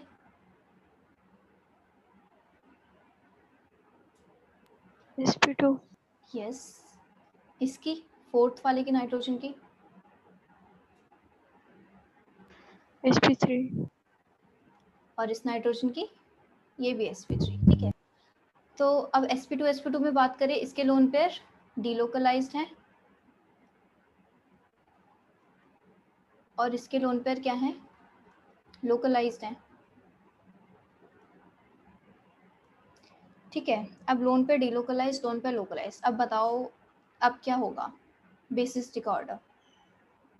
sp2 sp3 में कंपेयर करें तो कौन ज़्यादा बेसिक होने वाला है? sp3। sp3 होगा। अब जो तीन sp3 है हमारे पास, एक 1 में है, एक 4th में और 5th में है, तो इन sp3 में से कौन ज़्यादा बेसिक होने वाला है? ये कैसा है? 2 डिग्री है, ये कैसा है? 3 डिग्री है, ये कैसा है? 1 डिग्री है। ठीक है, तो यहाँ पे अब 2 डिग्री 3 डिग्री 1 डिग्री आ गया, तो हमें यहाँ पे ये चीज़ देखनी पड़ेगी। तो कौन सबसे ज़्यादा एसिडिक होगा बताओ? बेसिक होगा, sorry. Ma'am first, first fourth, होगा, हाँ। मैम Then फिर fourth, fourth, then fifth, yes, फिर then ma'am third. Yes, third, good, फिर सेकंड। ये सबका आ रहा है। सबसे ज़्यादा सेकेंडरी होता है, हमने पढ़ा। ठीक है, एक्वस में ही मान के चलना, कुछ ना दिया हो, गैशियस में मत मानना, एक्वस में ही होगा सॉल्यूशंस में। ठीक है, तो 1, देन थर्ड और फोर्थ और फिफ्थ की बात करें तो इसमें 3 डिग्री ज़्यादा होगा, क्योंकि जो फोर्थ है ये ज़्यादा बेसिक होगा, क्योंकि यहाँ पे बल्कि ग्रुप है, तो प्लस आई इफेक्ट ज़्यादा डोमिनेंट होगा। तो फिर फोर्थ, देन फिफ्थ, फिर इसमें अगर sp2 है दोनों, sp2 में बात करें तो लोन पेयर जो लोकलाइज्ड वाला होता है वो ज़्यादा बेसिक होगा, फिर थर्ड इसलिए, एंड देन लास्ट में सेकेंड। ठीक है, kb की वैल्यू, मतलब ये kb का ऑर्डर है, डायरेक्टली प्रोपोर्शनल टू बेसिसिटी। ठीक है, ये चीज़ सबको, किसी को डाउट तो नहीं यहाँ तक?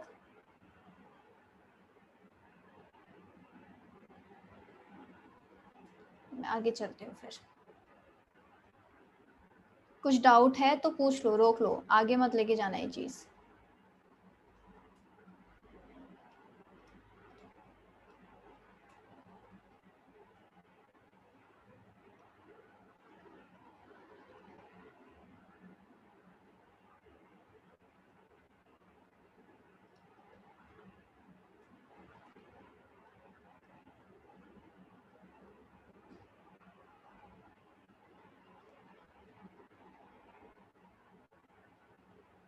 अब इसमें बताओ x, y और z में क्या ऑर्डर होगा बेसिसिटी का?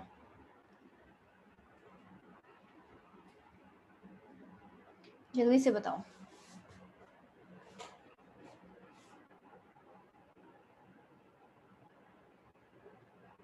ये नाइट्रोजन है यहाँ पे, ठीक है, नाइट्रोजन है।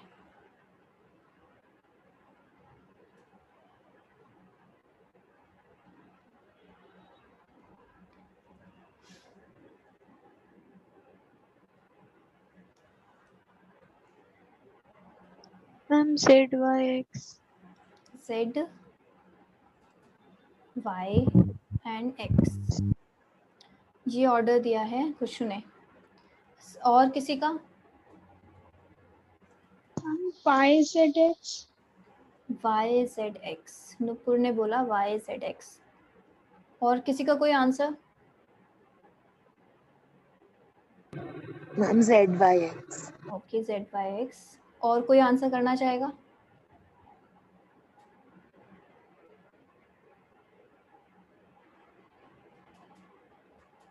देखो इसका सही आंसर है ZYX, ना कि YZX।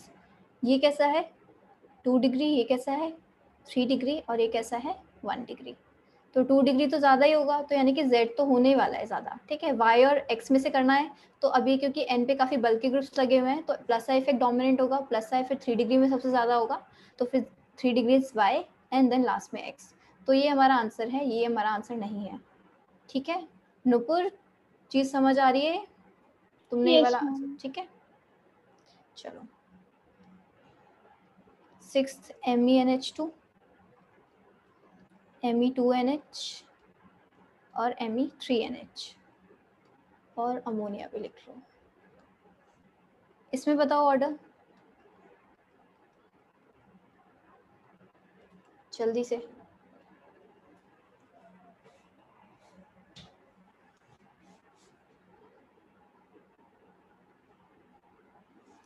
मैम 2 1 3 4 2 1 3 4 4 सबका आ रहा है ये? Yes ma'am 2 1 3। यही है आंसर। सबसे ज़्यादा 2 degree, Me2NH is 2 degree, this is 1 degree. अब Me के केस में क्या है, H बॉन्डिंग को हम डोमिनेंट मानते हैं, H बॉन्डिंग और सॉल्वेशन को, तो 1 डिग्री, इस वजह से 1, फिर थर्ड, और सबसे लास्ट में अमोनिया। अमोनिया सबसे कम बेसिक होगा, ठीक है, क्योंकि ना उसमें कोई प्लस आई इफेक्ट कुछ आ ही नहीं रहा। अब बात करते हैं हम, एक और एग्जांपल देखते हैं। NH2 NH C double bond O and CH3। अगर ये है 1 और ये है 2, तो 1 और 2 में से बताओ कौन सा ज़्यादा बेसिक होगा?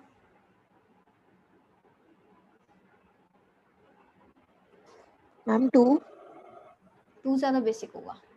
और इसका आंसर है 1 ज़्यादा बेसिक होगा 2 से। क्यों? क्योंकि देखो 2 के लोन पेयर्स तो डीलोकलाइज्ड हैं इस पे, ठीक है, तो वो अवेलेबल नहीं है। एन के इलेक्ट्रॉन ज़्यादा, ओ की इलेक्ट्रोनेगेटिविटी ज़्यादा है, तो वो ज़्यादातर क्या होगा, ओ की तरफ बैठे हुए होंगे इस रेजोनेंस की वजह से। ठीक है, जो इस वाले नाइट्रोजन के लोन पेयर है, ये क्या है, फ्री है। ये कैसा है, sp3 हाइब्रिडाइज्ड, और ये कैसा होगा sp2। तो sp3 तो ज़्यादा ही बेसिक होता है, तो इस वजह से 1 ज़्यादा बेसिक होगा 2 से। ठीक है,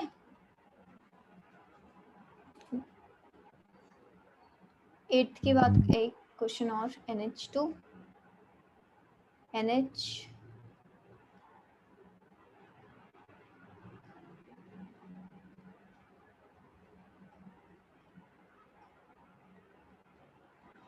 अब बताओ 1 और 2 में।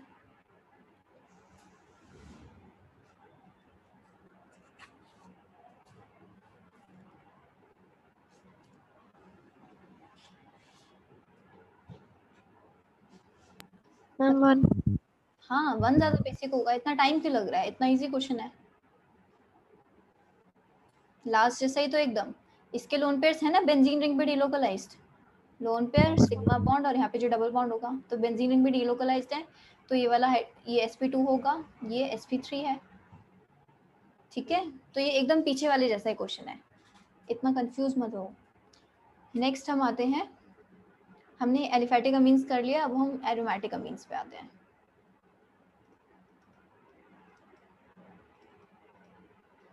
तो एरोमेटिक अमीन्स एलिफैटिक अमीन्स के कंपैरिजन में क्या होते हैं, लेस बेसिक होते हैं।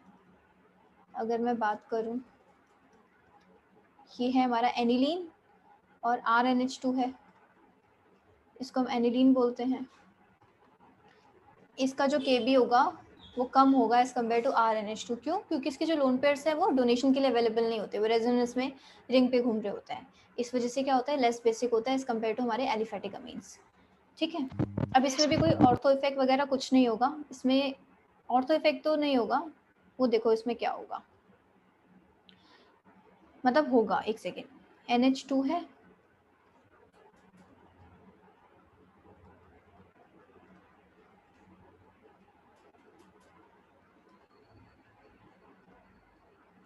इधर यहाँ पे मैं क्या लगा दूँ, इलेक्ट्रॉन रिलीजिंग ग्रुप लगा दूँ जो कि मेटा पैरा, यहाँ पे कुछ नहीं, और यहाँ पे मैं क्या लगा दूँ, इलेक्ट्रॉन विड्रॉइंग ग्रुप लगा दूँ ऑर्थो मेटा पैरा पे।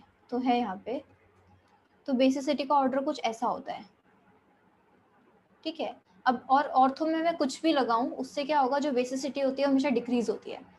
देखो अब हमने कार्बोक्सिलिक एसिड्स पे पढ़ा था, ऑर्थो इफेक्ट में क्या पढ़ा था, क्या ऑर्थो पे मैं कुछ भी लगा रही थी तो मेरी कार्बोक्सिलिक एसिड्स की, एरोमेटिक कार्बोक्सिलिक एसिड्स की जो बेसिस एसिडिटी थी वो हमेशा इंक्रीज हो रही थी। लेकिन इसमें क्या होता है, एरोमेटिक अमीन्स में मैं ऑर्थो पे कुछ भी लगाऊं, इलेक्ट्रॉन रिलीजिंग लगाऊं या इलेक्ट्रॉन विड्रॉइंग लगाऊं, इसकी बेसिसिटी क्या होगी, डिक्रीज होगी। इसका हम रीजन भी देख लेते हैं अभी, ठीक है। ऑर्थो पे या तो मैं रिलीजिंग लगाऊं या फिर इलेक्ट्रॉन विड्रॉइंग ग्रुप लगाऊं, इसकी बेसिसिटी हमेशा एनिलीन के कंपैरिजन में क्या होगी, कम होगी, ठीक है। यह है केबी का ऑर्डर जो कि बेसिसिटी का ऑर्डर भी है। तो इसकी एक्सप्लेनेशन देख लेते हैं क्या होती है।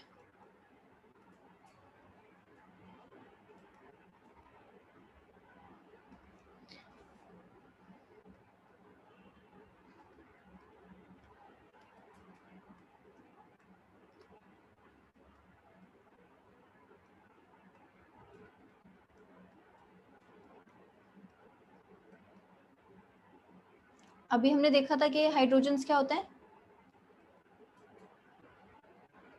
हाइड्रोजन बॉन्डेड होते हैं हमारे, ठीक है। हाइड्रोजन बॉन्डिंग हो रही होती है। अब मैंने क्या किया है, इस पे कोई ग्रुप लगा दिया है, NH2 पे कोई ग्रुप लगा दिया है। अब क्या हुआ, जो H+ हमने इसमें डाला,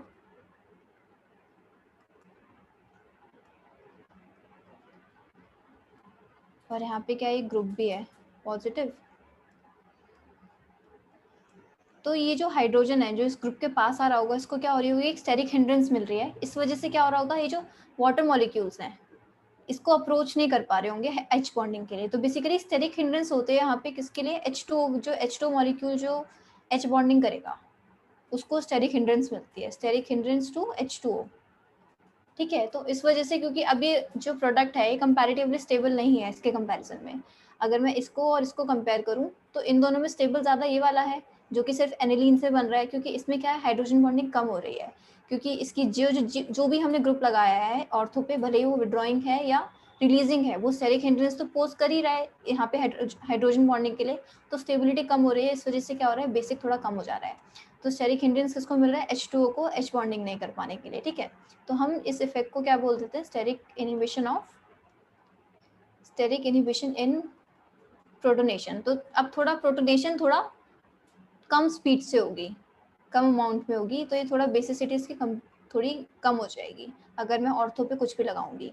स्टेरिक इनहिबिशन इन प्रोटोनेशन, शॉर्ट फॉर्म में SIP, वहाँ पे हम SIR बोल रहे थे, स्टेरिक इनहिबिशन इन रेजोनेंस। यहाँ पे क्या है, स्टेरिक इनहिबिशन प्रोटोनेशन, रेजोनेंस तो हो रही है पूरी यहाँ पे जैसे हो रही थी, क्योंकि इतना ज़्यादा ये इसमें और इसमें कोई स्टेरिक हिंड्रेंस नहीं है। लेकिन जब वाटर मॉलिक्यूल्स नए आएंगे यहाँ पे हाइड्रोजन बॉन्डिंग करने के लिए, उसको यहाँ पे थोड़ी स्टेरिक हिंड्रेंस मिल सकती है इस ग्रुप की वजह से, ठीक है। तो अब बस प्रोटोनेशन, ये जो प्रोटोनेशन हो रही है स्टेप पे, प्रोटोनेशन मतलब H+ आके जो लग रहा है इस पे, इसको थोड़ी सी स्टेरिक हिंड्रेंस से प्रॉब्लम हो रही है, क्योंकि अभी उतना स्टेबलाइज नहीं हो पा रहा प्रोटोनेशन होने के बाद हाइड्रोजन बॉन्डिंग से, जितना बिना ऑर्थो पे कुछ जब नहीं था तब हो रहा था। ये चीज समझ आ रही है? Yes ma'am. ये है बेस वीकनिंग फिनोमेना, मतलब इससे क्या होता है, बेस हमारा वीक हो जाता है। तो यहाँ पे ऑर्थो से हमारा वीक हो रहा है, जब हम कार्बोक्सिलिक एसिड्स की बात कर रहे थे वहाँ पे ऑर्थो से हमारा एसिड क्या हो रहा था, स्ट्रॉन्ग हो रहा था, ठीक है। कुछ एग्जांपल्स देखते हैं। 1,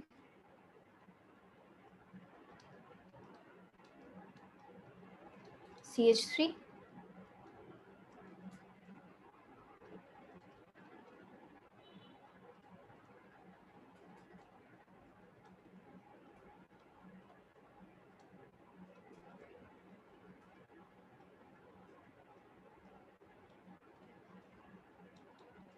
इसमें ऑर्डर बताओ बेसिसिटी का।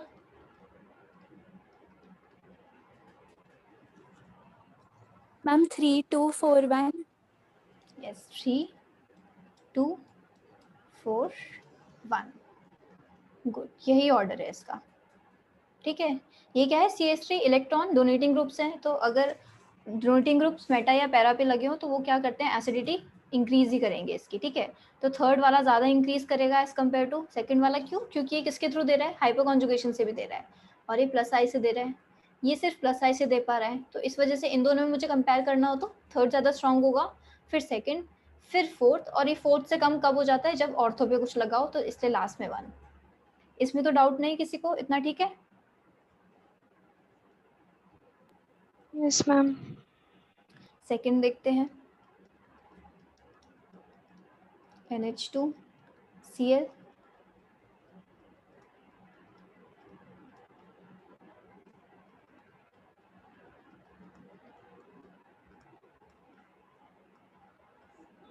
इसमें बताओ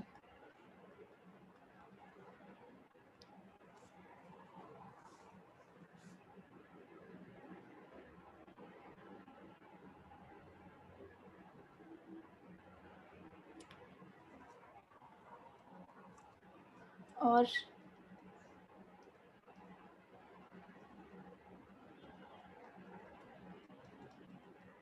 ये भी रख लो।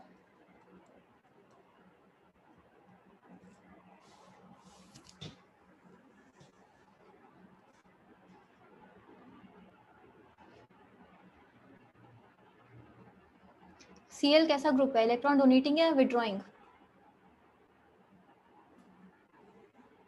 विड्रॉइंग। विड्रॉइंग है, और यहाँ पे हम प्लस से हम इसका कंसिडर नहीं करते, हम बस माइनस आई करते हैं हेलोजेंस में। ठीक है, मतलब ये Cl हैं सारे, तो यहाँ पे हम इसका प्लस नहीं कंसिडर कर रहे, यहाँ पे सिर्फ माइनस आई करेंगे। ठीक है, तो विड्रॉइंग क्या करेगा, एसिडिटी, वो बेसिसिटी बढ़ाएगा या कम करेगा?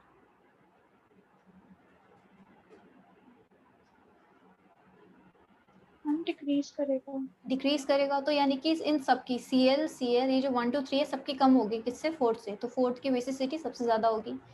ठीक है, अब हम कंपेयर करते हैं, प्लस आई सबसे कम किस में होगा, थर्ड वाले में, क्योंकि सबसे दूर है, देन सेकेंड वाले में, एंड देन लास्ट में 1 वाले में। 1 वाला माइनस आई के अकॉर्डिंग भी कम है, और जो SiP लग रहा है उसके अकॉर्डिंग भी कम ही है। ठीक है, तो ये सबसे लास्ट में आएगा। ठीक है, ये डाउट तो नहीं है इसमें?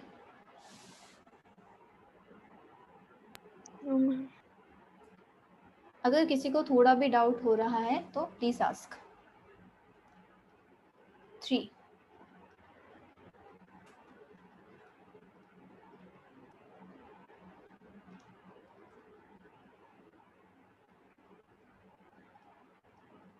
इसमें बताओ कि ए का ऑर्डर, सॉरी के बी का ऑर्डर।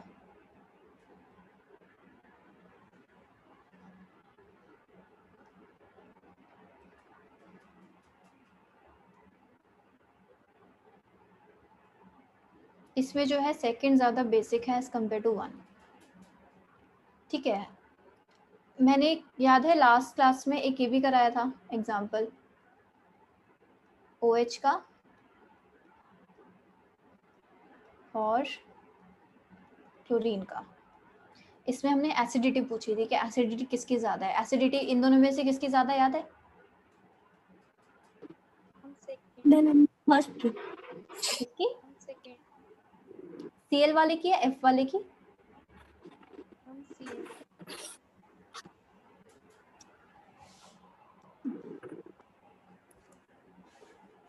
Cl वाले की ज़्यादा थी। रिवाइज नहीं किया जो लास्ट क्लास में कराया था? नहीं करोगे सब भूल जाओगे जो नए नए इफेक्ट्स पढ़ रहे हो ना इस चैप्टर में। यहाँ पे Cl वाले की एसिडिटी ज़्यादा थी, यहाँ पे F वाले की बेसिसिटी ज़्यादा है। कोई कुछ बोलना चाहता है? देखो, और रीज़न क्या था यहाँ पे, रीज़न याद है? चलो, क्या रीज़न बताया था मैंने?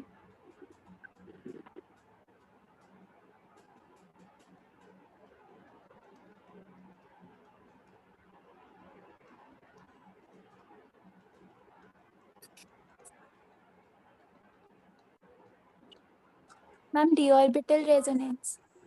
हाँ, इसमें डी ऑर्बिटल रेजोनेंस हो रही थी। यहाँ पे नेगेटिव चार्ज आ रहा था Cl के पास, तो डी ऑर्बिटल रेजोनेंस हो रही थी। तो ये जो O नेगेटिव जो बन रहा था H+ देने के बाद, ये क्या डी ऑर्बिटल रेजोनेंस की वजह से स्टेबलाइज हो रहा था। तो यानी कि कॉन्जुगेट बेस काफी स्टेबलाइज हो रहा था, तो इस वजह से ये काफी अच्छा एसिडिक था Cl वाला। ठीक है, यहाँ पे भी बेसिसिटी में भी कुछ डी ऑर्बिटल का ही रेजोनेंस का कुछ रीजन आएगा। यहाँ पे देखो, यहाँ पे नाइट्रोजन के लोन पेयर्स हैं जो कि बेंजीन में जा रहे हैं।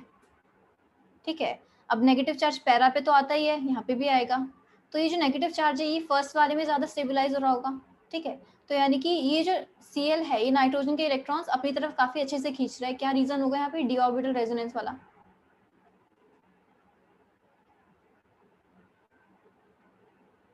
यहाँ पे नेगेटिव चार्ज आ तो रहा होगा, लेकिन फ्लोरीन अपने अंदर स्टेबलाइज नहीं कर पा रहा, वो बस -I दिखा सकता है, डी ऑर्बिटल रेजोनेंस नहीं दिखा सकता, क्योंकि डी ऑर्बिटल नहीं है। तो रेजोनेंस ज्यादा स्ट्रॉन्ग इफेक्ट होता है। तो इस वजह से क्या है, यहाँ पे वेकेंट डी ऑर्बिटल्स नहीं है फ्लोरीन के पास, तो इस वजह से यहाँ पे ज्यादा अच्छे से ले रहा है क्लोरीन। तो ये जो लोन पेयर्स हैं ज्यादा रिंग पे जो है डिलोकलाइज हो रखे हैं और ज्यादा डोनेशन के लिए अवेलेबल नहीं है, तो डोनेट नहीं कर सकता नाइट्रोजन किसी H+ को आगे। इस वजह से क्या है, ये कम बेसिक हो गया एज कम्पेयर टू फ्लोरीन। ये चीज समझ आ रही है? Yes ma'am. ठीक है, तो अब देखो, जब भी हम बात करते हैं, हमने क्या बोला था कि जब भी हम हेलोजेंस की बात करेंगे हम -I इफेक्ट देखते हैं, उसका +M नहीं देखते। यहाँ पे भी हम +M की बात नहीं कर रहे, हम डी ऑर्बिटल की बात कर रहे हैं। जब सारे के सारे कहते हैं यहाँ पे Cl Cl Cl Cl थे, तब तो हमने क्या देखा, -I देखा। लेकिन जब भी हम फ्लोरीन और क्लोरीन को कंपेयर कर रहे हैं आपस में, तब हम क्या एक फैक्टर ला रहे हैं, डी ऑर्बिटल रेजोनेंस हमें बार बार देखने को मिल रहा है जब भी हम क्लोरीन और फ्लोरीन को क्या कर रहे हैं, देख रहे हैं। ठीक है, मतलब जब उनका कंपैरिजन कर रहे हैं, तो जब भी ऐसे कोई क्वेश्चंस आए तो डी ऑर्बिटल रेजोनेंस का फैक्टर जरूर लगा के देख लेना। यहाँ पे भी था, यहाँ पे क्या था, ये लोन पे जब डायरेक्टली यहाँ पे क्या रेजोनेंस में आ रहे हैं, तो ये डी ऑर्बिटल Cl ज्यादा इलेक्ट्रॉन ले रहा है, ये वाला जो नेगेटिव चार्ज इसके पास आ रहा है अच्छे से ले पा रहे हैं अंदर, तो ये जो लोन पेयर है ज्यादा अवेलेबल नहीं है, ज्यादा रिंग पर ही डिलोकलाइज हो रखे हैं। F जो है इतना कंपैरेटिवली अच्छे से नहीं ले पा रहा, क्योंकि इसके पास वेकेंट डी ऑर्बिटल्स नहीं है, बस -I इफेक्ट के थ्रू ले पा रहा है। तो ये थोड़ा वीक इफेक्ट है -I, तो इस वजह से इसके नाइट्रोजन के लोन पर कंपैरेटिवली ज्यादा क्या है, अवेलेबल है डोनेशन के लिए, इस वजह से ज्यादा बेसिक है। जब हम फिनॉल की बात कर रहे थे, तो H+ देने के बाद जो कॉन्जुगेट बेस हमारा बन रहा था, हमने उसकी स्टेबिलिटी देखी थी। तो यहाँ पे जो कॉन्जुगेट बेस है, कॉन्जुगेट बेस ज्यादा स्टेबल इसके केस में था, वही क्योंकि यहाँ पे डी ऑर्बिटल रेजोनेंस हो रही है इस नेगेटिव चार्ज की, इस वजह से यहाँ पे कॉन्जुगेट बेस ज्यादा स्टेबल बन रहा था, इस वजह से जो फिनॉल था ये वाला ज्यादा एसिडिक था। ठीक है, चलो, तो आज की क्लास यही, हम थोड़ा सा इसके आगे का और कंटिन्यू करेंगे। बेसिसिटी में हमें एमिडीन्स पढ़ने हैं, अमाइड्स पढ़ने हैं। ठीक है, और उसके बाद हम जो कार्बन आयंस का थोड़ा पार्ट करेंगे। तो अब नेक्स्ट क्लास में कल मिलते हैं। ठीक है, ये चीज़ प्लीज़ रिवाइज कर लेना, वरना बहुत कंफ्यूजिंग हो जाएंगी चीज़ें बाद में। रिवाइज करते रहो साथ साथ। ठीक है, कुछ वो डाउट हो तो पूछ लो, नहीं तो you can leave this meeting.